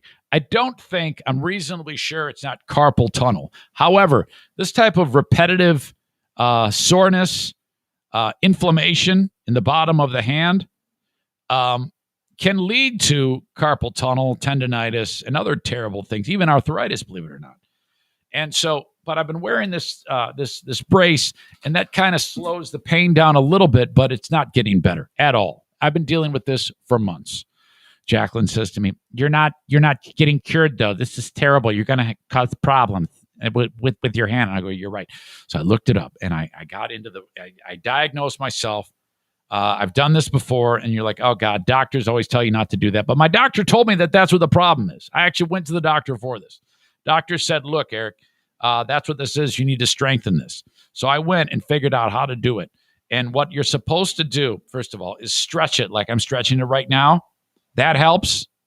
And then I have to do all these like wrist exercises. So I got to get my wrist jacked like Popeye. So you take weight and you do like these little wrist curls. And then you flip your hand over with lighter weight and you do these wrist extensions. Okay, so the forearm, both the one side and the other, get really, really worked. So I spent like half an hour doing these damn wrist curls all weekend long, Friday, Saturday, and Sunday. And now my forearms are sore, but it's getting better. It actually, all that therapy, holy shit, it feels a lot better. But my God, you wouldn't believe the burning sensation when you're doing these little wrist curls. You ever want to heat up the arms? Holy cow. Oh, I'm really going to be excellent at masturbating when this is all said and done. I mean, I'm going to have like the kung fu grip. Oh, just doing all. God, that really bothers me when I say shit like that, because I know that Jackie listens to these stupid jokes, and that's my daughter. So that really is a clashing of the worlds that I don't like. No, I don't do that anymore. So, yeah, that's kind of what's going on right now. It's extremely painful. It has been, but I think there's light at the end of the tunnel. Okay. Did you hear the story about the bison hunt in the Grand Canyon. All right. So the way the headline read, it was tweeted out by CBS News. Now, the reason why they did this way is to get people enraged to click on the story. That's what it always is. I mean, you got to understand, they're in business to get people to pay attention to them. I can understand that. So I can understand why they would tweet it out this way. You're either going to try to appeal to one group or the other politically. And like within generalizations. And most people who would be pissed off at this would be really, really woke and would not look at the inner workings of the story. But when you see it like this, when it's the headline reads 45,000 people sign up for a chance to kill 12 bison in the Grand Canyon. Okay? When you write it like that, it makes it sound like a bunch of bloodthirsty maniacs and some weirdo Hunger Games thing are going to sign up. And in the picture that they posted, you've got these adorable sleeping bison. Look, I'll even show it to you. Look at this. Okay. There you go. Look at 45,000 people sign up for a chance to kill 12 bison in the Grand Canyon. Look, and they're all just sitting there sleeping, having a good time. And so when you see that, you expect there to be some real fun on the comments. And there are. There really are some fun comments. Now, I'm smart enough to know that there is probably a very, very strong bit of conservation going on at work here by some real experts about this. And just at the surface, it tells me there's a population concern. I don't hunt, and I would never do this. I don't, that's just not my thing at all. I mean, I cry when I kill a spider, for God's sake. But this is entirely necessary, but you won't know that until you read the article. No one does because they're all assholes. So the comments, who the hell signs up to murder, this person writes. The war is on with the next guy, says it's called harvesting, not killing. This title really paints outdoorsmen in a bad color, I'll promise you. I've donated 1,000 times as much to habitat preservation than you ever will. So the fight is on. James goes, nope, it's murder. Just because you pay money or call it something else doesn't change that fact. Gina writes, so many disgusting humans. Killing a beautiful animal makes them feel superior. Wonder what they're compensating for. This person wrote, in the U.S., yes, these are the same type of Americans who'd sign up if blacks were being offered instead of bison. What? So basically, this person's saying that if you could go kill black people, they would sign up for it too. Compensating? This is how hunters get their erections. This person writes, no! People are paying to participate in a slaughter? Horrifying. What kind of people do that? If you have that much hate in your system, you need a therapist, not a walk to a killing. Josh understands. He writes, thinning a herd is important for the health of all the other animals in the herd. It prevents diseases amongst the herd, starvation, and so much more. Read a book before you start judging everybody, for Christ's sake, people.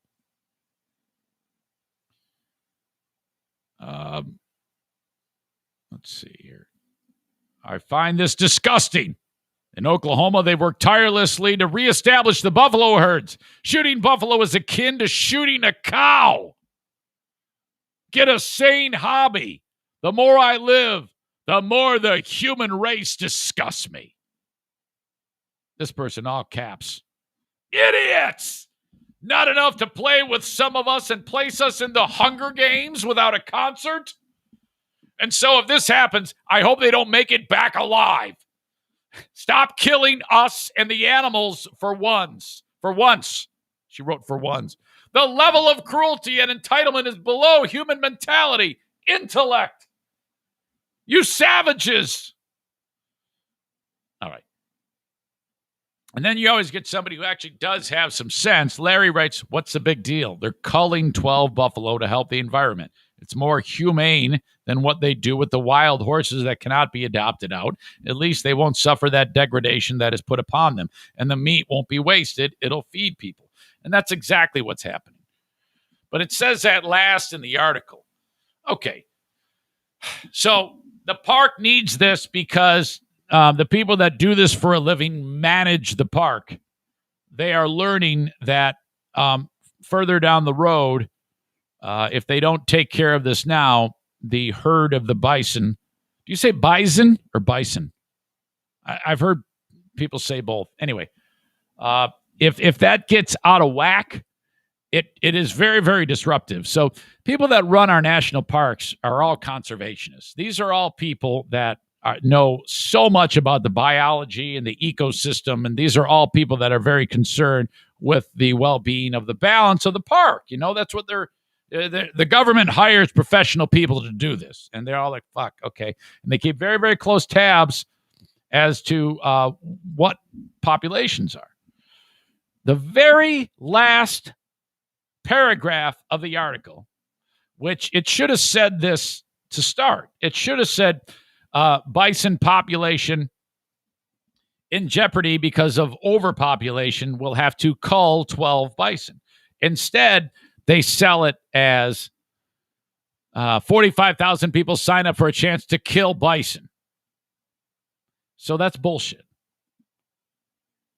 Biologists, you know, very educated people who work with the Park Service say 100 bison were brought to the House Rock Wildlife Area in the early 1900s.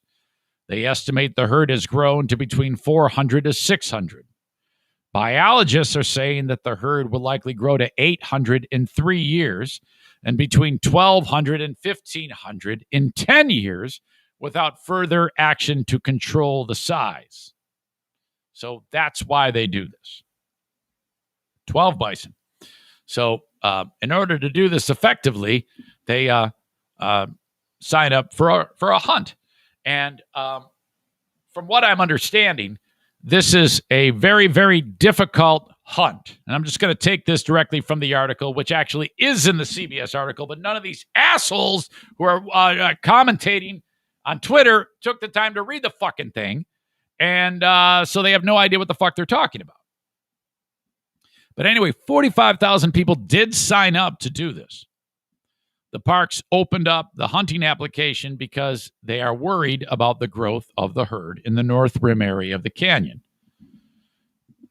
In the article, it says the herd will impact water, vegetation, soils, and archaeological sites in the park. Thus, they have to reduce the herd size to protect the ecosystem resources and values. Out of the 45,000 people interested in the chance, 25 of those applicants will be selected from the pool. And then out of those, 12 volunteers will be chosen by a random lottery system on May 17th. The hunt will be done on foot, 8,000 feet or higher. So this is the type of place where if you start to walk, all of a sudden you're like, shit. And you got to be in shape. This is not easy. This is why when I was out running at the track and those hillbillies at Hudsonville were walking up and down the steps, I found out on the bleachers. And I go, you guys training for the Army? They go, no, training for hunting. They're getting in shape because this shit's not easy. If you're 8,000 feet above sea level and you just start walking around, you're going to be like, what the fuck? Am I in a marathon? Why am I breathing so heavy? You're better off going there for as quick as you can and getting acclimated to the oxygen levels, to the altitude. So in this article, it says, according to the AP, the trek is expected to be grueling as these volunteers cannot use any motorized transportation. You can't do that in the park. Everything has to be on foot because they don't want you to damage the ecosystem. They cannot use any motorized transportation. They cannot use any type of stock animals to get the creature out. Okay? You can't, like, drag it out. What you have to do, and these things weigh 2,000 pounds. What are you going to do? You have to take a team of experts into the field to dress it or, do whatever you need to do to harvest the meat. So you got to go in there with a crew. This is not cheap, and you got to pay for it all on your own to help field dress or remove the internal organs of the bison. So basically, you take that shit, you throw it out in the field, and then the wolves or whatever scavengers come, the vultures eat all that shit. On top of that, it could also snow at that height.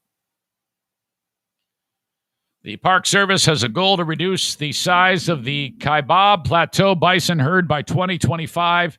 Some will be captured and transferred to Native American tribes. Others will be killed by skilled volunteers. This group, Grand Canyon National Park, hopes to reduce the herd to under 200 bison.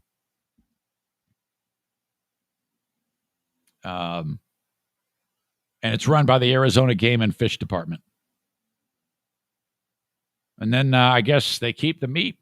So that's it. And then, they're basically walking out with like chunks of meat that they have to take out on their backs after they've dressed the. This is great. This absolutely has to happen. But there's too many stupid bastards out there in the world who think that this is a bad idea. We have to do this.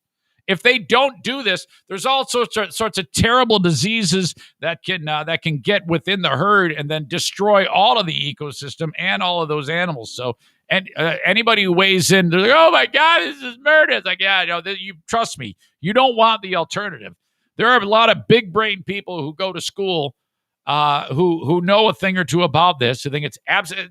You hear about like chronic wasting disease and deer populations. That's because these fucking deer. There's too many of them. It's very, very important for these hunters to do this shit. Okay? Quit trying to take hunters and make them look like fucking scumbag murderers. That is the farthest thing from the truth. Come on.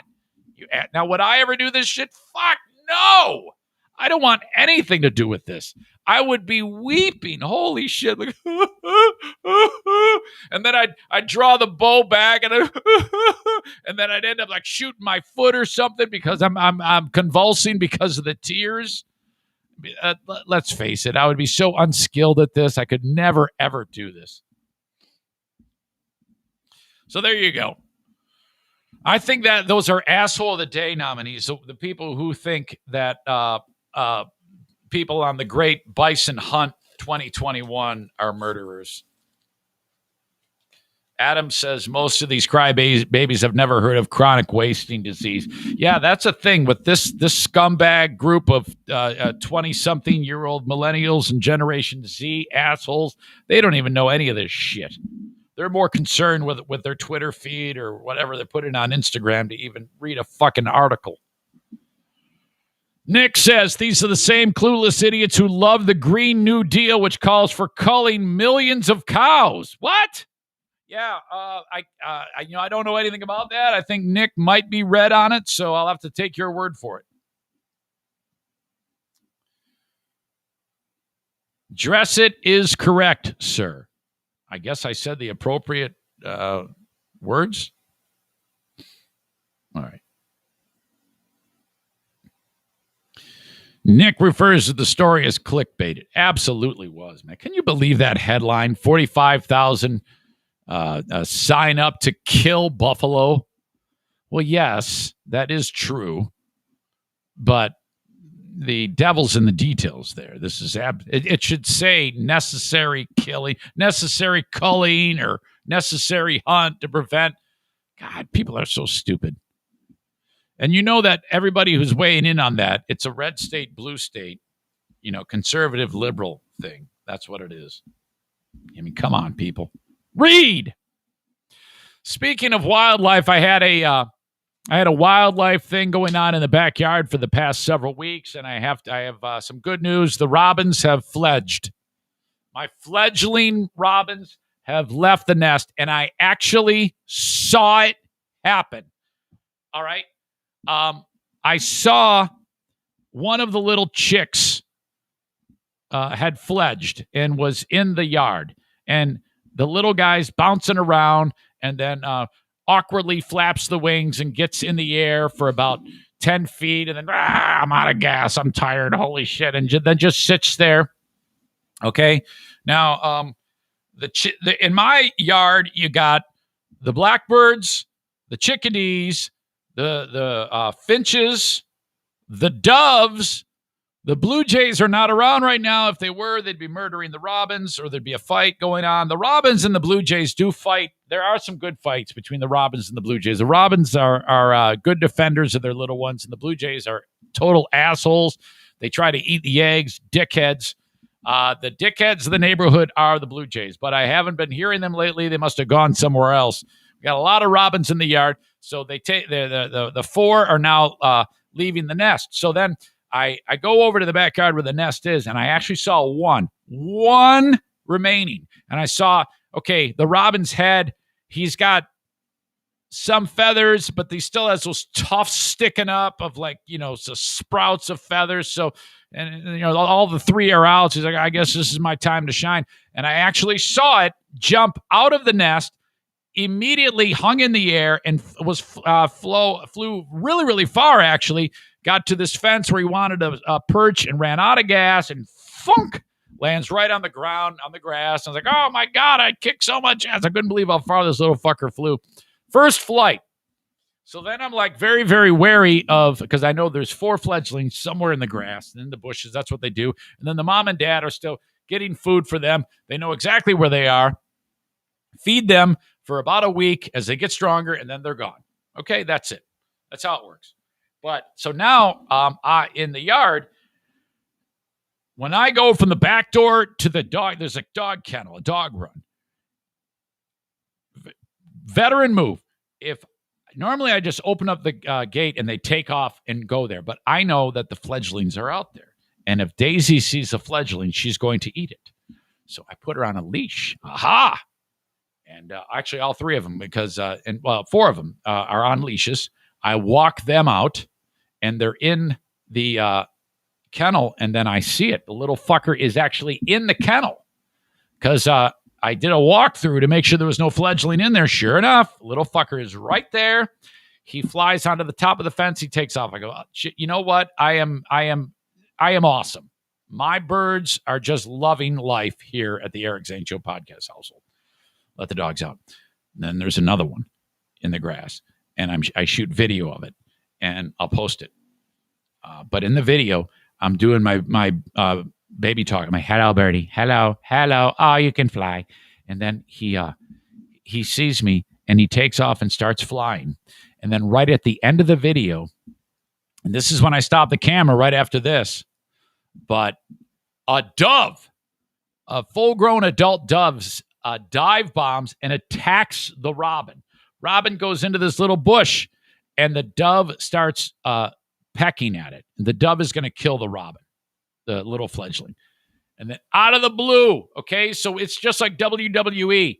Randy Macho Man Savage Robin and Hulk Hogan Robin show up and start kicking the ass of the dove. The mom and the dad now have flown in, and they are kicking the ass of this dove that is trying to kill the fledgling. This all happens in front of my eyes. It was incredible. And the robins have those little talons, those little claws on their feet, and the sharp pecker, and he's beating the shit out of the dove with his wings. Look like Kevin. Look like the NFK trying to have a conversation, flapping his arms. I'm like, my God, this is incredible. Kicks a dove out of there. I'm like, what the fuck? I thought doves were supposed to be peaceful. Okay. I mean, I would expect that behavior of the blue jay. But the dove? And then the chickadees, they're too small to give a shit about anything, those little fuckers. But there are so many robins in the backyard. Now, here's the problem. Kent dropped the E at you, said you need to get rid of that nest and put something on top of that sprinkler module so they don't build another nest. Yeah, I'm not paying for that. Shit's way too expensive. I'm just going to have to keep an eye on it because I already got rid of the nest.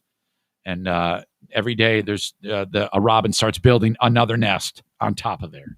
It loves that spot. Fuck. So now I got to go and wreck the nest every time they...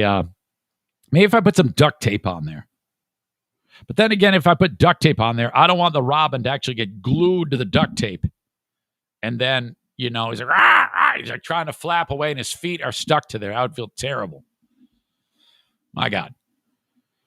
So that's what's up. Okay, I've got more, including email of the day. I've got 2 email to read to you. We'll get to those in just a second. I would love you to be wearing an Eric Zane Show podcast t-shirt. You get them by going to ericzaneshow.com. 9 styles for you to choose from, different logos. My dad, I'm a Zaniac. Who needs radio? It's like poverty radio. Who needs radio? These are all different sayings that are on there. Go check them out for yourself. ericzaneshow.com. Click on merch. If you like the show, support it by wearing a t-shirt or a hoodie or whatever it may be. I've got a ton of stuff up there. Coffee mug, you name it, all at ericzaneshow.com. Horizon Hydroponics. If you are growing anything, this is who you need to call. The outdoor growing season is pretty much here. Or if you're growing indoors, any type of fertilizer, soils that you might need, anything at all, if you have a green thumb, call upon Horizon Hydroponics. HORIZEN hydroponics.com. They can ship it anywhere in the USA. Orders $250 and over. Shipping is free. And use the coupon code ZaneShow at checkout, and you'll save 10%. Or buy it online, pick it up in person. You can do get that 10% savings, and you buy it online, and then pick it up at either the Alpine store in Grand Rapids, Grover's Outlet in Byron Center, Michigan, or Kalamazoo or Lansing. All there. Thank you very much for that. HorizonHydroponics.com. I got a mortgage guy. He can service a mortgage from any state in the union except for South Carolina, Maine, Hawaii, and Alaska. The Mario Flores Lakeshore team of Van Dyke Mortgage. Every couple of years, you should check to see what the mortgage rates are and look at what your last mortgage was, okay?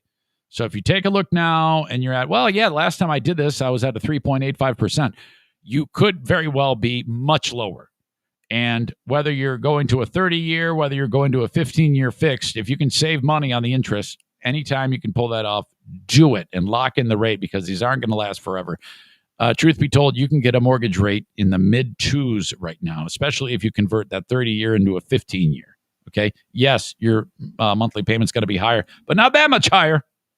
If you can scrape together a few $100 on the monthly payment, wouldn't it be nice to have your home paid off in 15 years and save tens, if not hundreds of thousands of dollars in interest? Get a lower mortgage rate with the Mario Flores Lakeshore team of Van Dyke Mortgage. If you're looking for your first mortgage, he can help you with that too. Saying I can't get a mortgage. I've been paying rent for years. I got shitty credit. Maybe you do. Let him try. Okay. And the loan you get might not be, that low of an interest rate, but it'll still be something that you're paying on your home. Okay. And your mortgage, your percentage rate can drop. Your credit score, I should say, will increase, and your mortgage rate can drop because you can refi that in a couple of years. That's very doable. It's called rebuilding your credit. Do it with the Mario Flores Lakeshore team of Van Dyke Mortgage. All right. Let's go to the email. The email of the day brought to you by nobody, actually, right now. It used to be my friends at Forever Law in West Michigan. But if you want to sponsor the email, want to be a sponsor of the show, just reach out to me, Eric, at ericzaneshow.com. I'll tell you how it works. I ranted on the Patreon Friday about the idea of everyone in this household leaving lights on. I was stoked because our lowest energy bill in 13 months just arrived in the mail, $125. And that is dirt cheap. I was shocked by that. And that is with the NFK leaving the TV on 14 hours a day. Okay, so I'm like, you see, this is working. And then that's because, it isn't because anybody's helping me. It's because I just have made a concerted effort to shut off lights when they're not in use. And that's every time any of the females in this household are in a room. And they do that. They say the same thing every time. It is burned into their brains. And any woman who does this has the same excuse. Okay? Now, not all women do it. The ones that do, it can't be helped. There is no way around it. And not only is it their job to leave your lights on, it is their job to get pissed off at you and have zero sympathy when you try to convince them that it's expensive to leave the lights on. They think you're an asshole, okay? It is only until they have to pay their own bills that they understand. And that's the thing about the Queen of the Forest. She's paying for it, essentially. But even her, she's so far gone with this that she doesn't even understand. She gives me tons of shit, and Madison gives me tons of shit. Those are the two women that live here, and it's just there's nothing I can do. All I can do is shut it off and make a snarky comment, and they don't. Even if I don't give them a snarky comment, say, look, honey, when you leave the room, can you just shut off the light? Why? Well, because when you shut it off, that isn't a lot in particular that one moment, but you add that up over all 30, 31 days in a month, it amounts to a lot of money. Even if you calmly explain that to them, they still want to tell you to fuck off. And that's because it's just something when a child is born and it's a little girl, the doctor says, congratulations, it's a girl. Your energy bills will never be the same. It's unavoidable. It cannot be helped in any way, shape, or form for most women. And if it is a woman that does understand that and shuts the light off, it is because she is a little bit dude. You know, maybe might even be like a lesbian, or could then be maybe transgender one day. That's why, because guys do this and women do not. So if you're a woman that turns off lights, you probably want to become a man secretly, and or you're probably a little bit lesbian. So either you're a little bit lesbian, a little bit transgender, or just completely irresponsible. Those are your only choices. Joseph writes this, Joe Morin. Eric, I am glad I'm not the only miser about leaving lights on in the house. And it isn't even miserly. It's just, I don't like burning money. I don't like wasting money. As I say this, I'm turning the heat down in this room.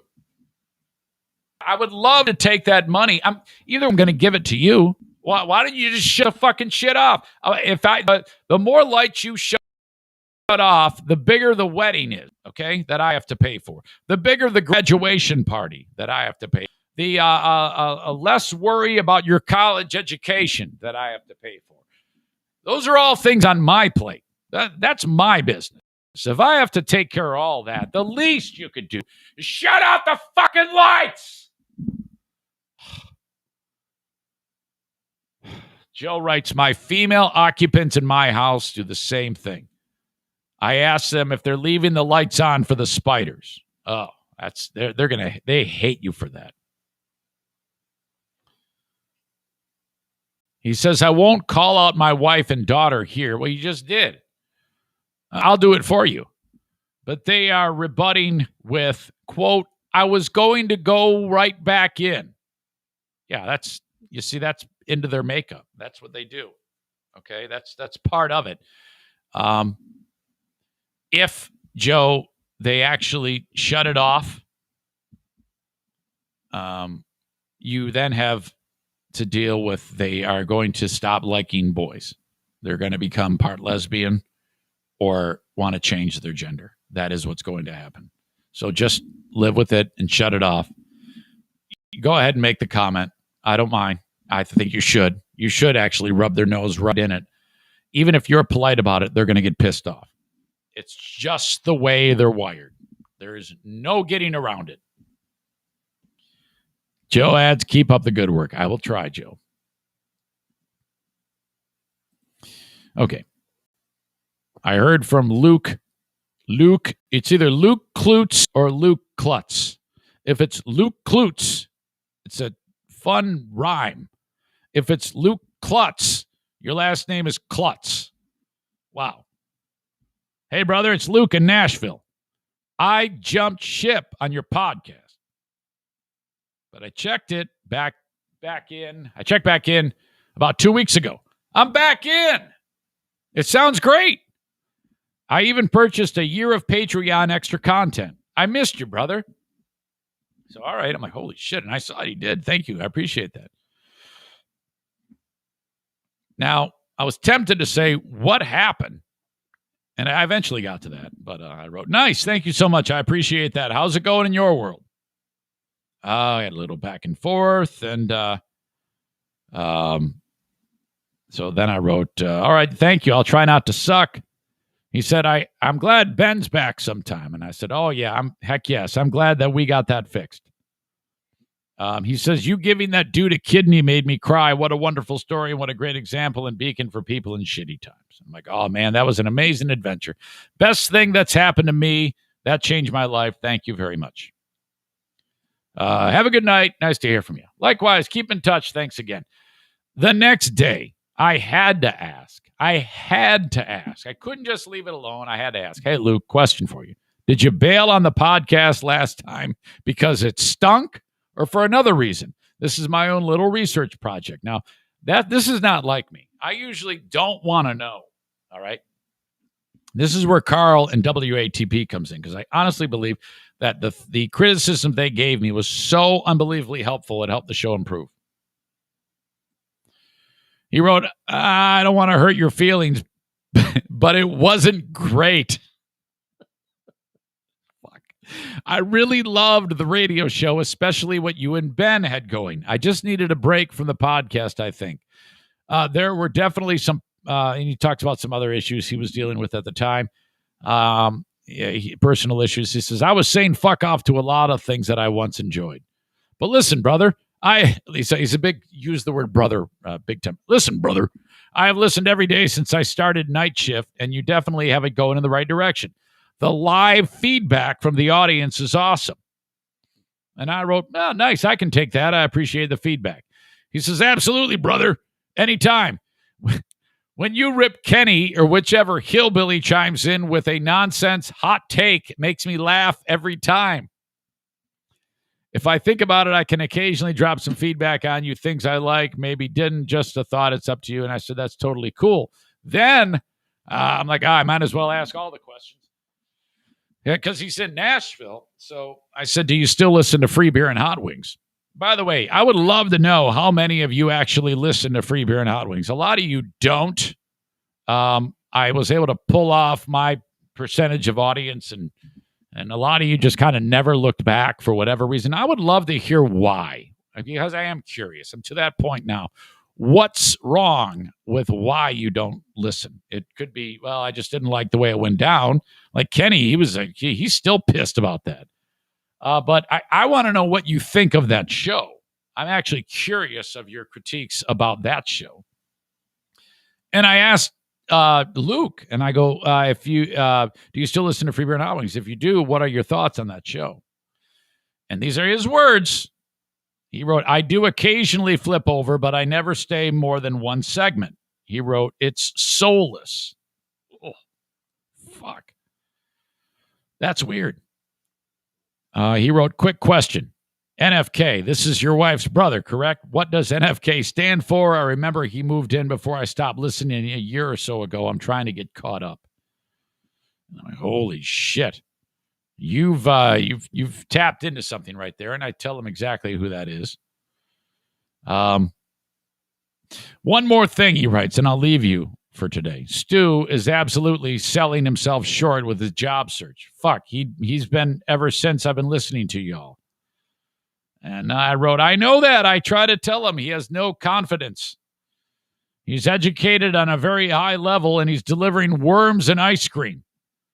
I think what I'm learning is he may just not like being around people in a work environment. That might be the case. He says, I can understand that. You mentioned in the last podcast, and it struck a chord with me. I agree. He is smart, very educated, and too well-rounded, well-adjusted for the jobs he pursues. I just really like that guy, and I hope he finds what he's looking for. And I wrote how I check on him all the time. I invited him to go to open mic with me, but he didn't, and he passed, which I'm like, fuck, Stu, you missed it. You missed the Bosnian Mafia. You missed dude talking about his fat girlfriend right to her face.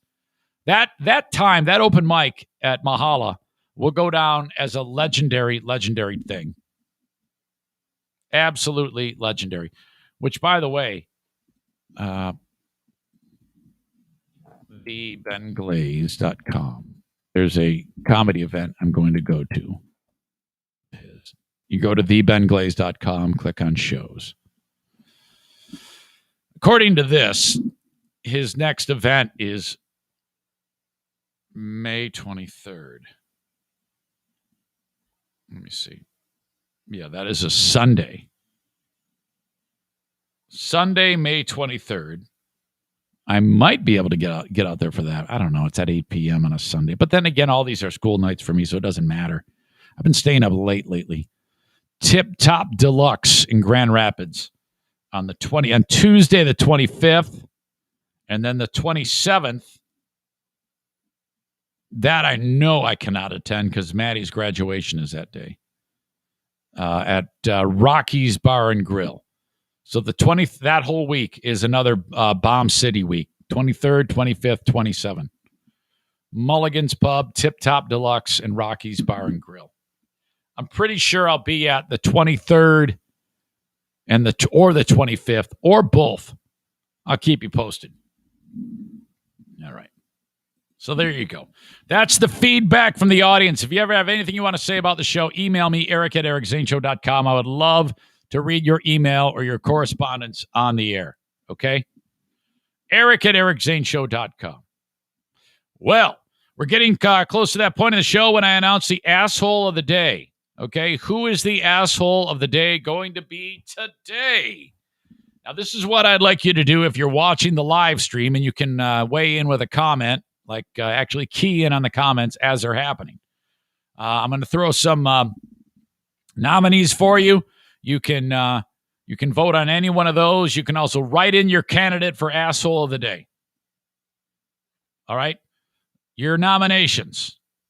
Me for, again, screwing up the grill. You know, I don't know. I don't know if that's a necessary quality for asshole of the day. I didn't do anything intentional. Christopher Nolan for his film Tenet. Damn it. Why did you have to do that? I have no idea what was happening in that film. The NFK for giving all that attitude in front of the ice maker. The assholes who hacked the gas pipeline. Okay? Dark side. They could be assholes of the day. All the pissed off people who said that the bison hunt shouldn't happen. Okay? All the woke individuals saying that the bison hunters are murderers. How about the dove in my backyard that tried to murder the fledgling robins? I think that they can be assholes of the day.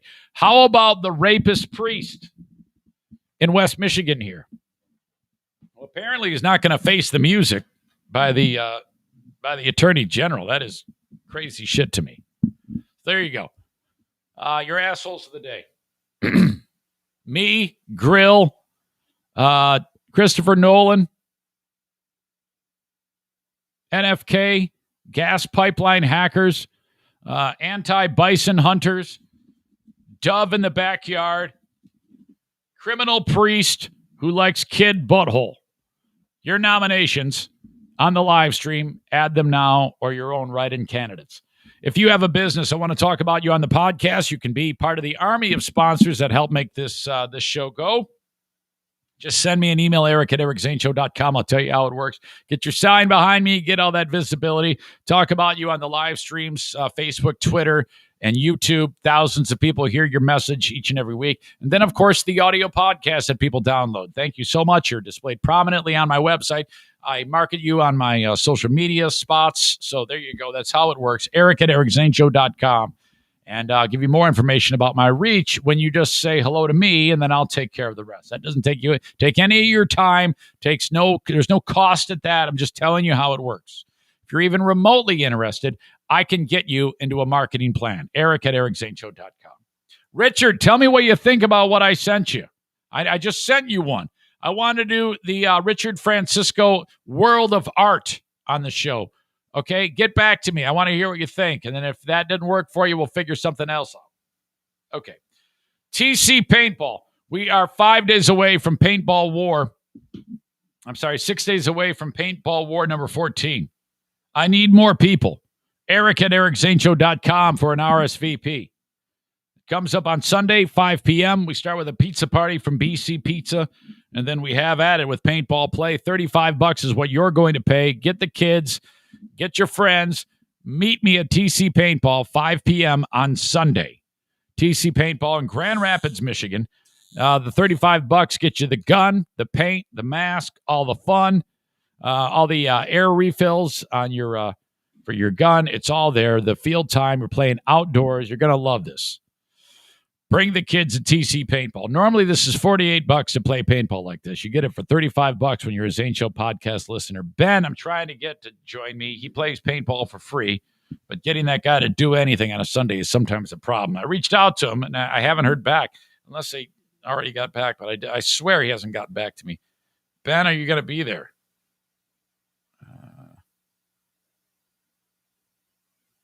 Did I not send it? Oh, maybe I didn't send it. Hey, Ben, ... Paintball on Sunday, ? You play for free, period. Hopefully he'll be there. Ben's fun. Okay. Asshole of the Day, brought to you by JM Synthetics and TC Paintball. You just heard from TC Paintball. JM Synthetics, buy your AMSOIL products there, oils, filters, all that stuff. JMSynthetics.com, TC Paintball. You know about them. Paintball War number 14 coming up right around the corner. Who is going to be our asshole of the day? Josh says, can't make it, got to work that night. Well, thanks for not responding to the email I sent you. Thanks. I appreciate that. Richard says, I have an idea. Just been really busy. I will call you. Thank you, Richard. Pipeline scumbags for messing up the delivery of our gasoline. Adam says, aggressive dove. Chris says, kid toucher priest. So 3 separate votes. Josh doubles down on the priest. Josh also says, any woke people against the bison hunt. DC talking about radio. Freeburn Hot Wing Show screwed you. That's why I left. I listened a couple of months ago because you were talking about it. Nick is right. They try too hard. It's hard to listen to. We'll never listen again. I get that a lot. What? You guys don't like Around the Room? What? You don't? That's not good? Aram says, talking on the radio with a mask on is hard to listen to. Adam says, I hate talk radio, dislike talk shows. Honestly, I surprised myself by listening to your show, Eric. I'm assuming the Lord has a reason and purpose for this lovely group. Let's see. Yeah, that's about all I got for votes of asshole of the day. All right. I am going to, it's hard to go any other direction when you have a child molesting priest for a lot of reasons. Hold on a second. What is this kid toucher's name again? I want to get it right. I don't want to just like say kid toucher priest. Actually, I want his name behind me. Let's see. Retired priest touches kids.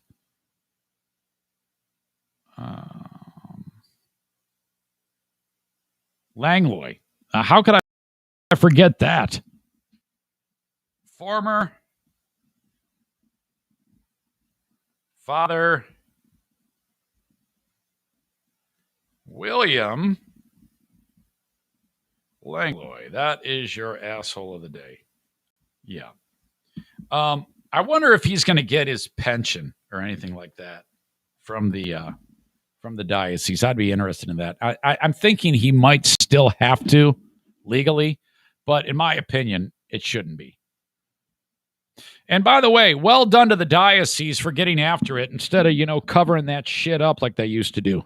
People like, Zane, how do you feel about the priest scandal? Well, what do you mean, how do I feel about it? Of course, it's the worst thing in the world. And any diocese that was involved in that should be punished Extremely, of course. Well, yeah, but doesn't that make you not want to be Catholic? Well, no, I love my faith. What are you, crazy? No, not at all. Yeah, but that doesn't that mean that you're contributing to being a child predator? No, not at all. I love the faith entirely. The faith is absolutely 100% good. Just because scumbags don't know how to run their diocese and are into hurting kids, sure, they're punished and they get rid of the bad apples. That's how I feel about that. All right, man. I appreciate it, you guys. Thank you, as always, for being part of this show. Always a great time. And I've got the Patreon bonus coming up. I would love you to be there with me. If you want to support this show and keep it going, join my Patreon, patreon.com/Eric Zane. Put a lot of stuff up there on there, and I want you to be part of it. Patreon.com/Eric Zane. Thank you, folks. I appreciate it. Till next time. Bye-bye.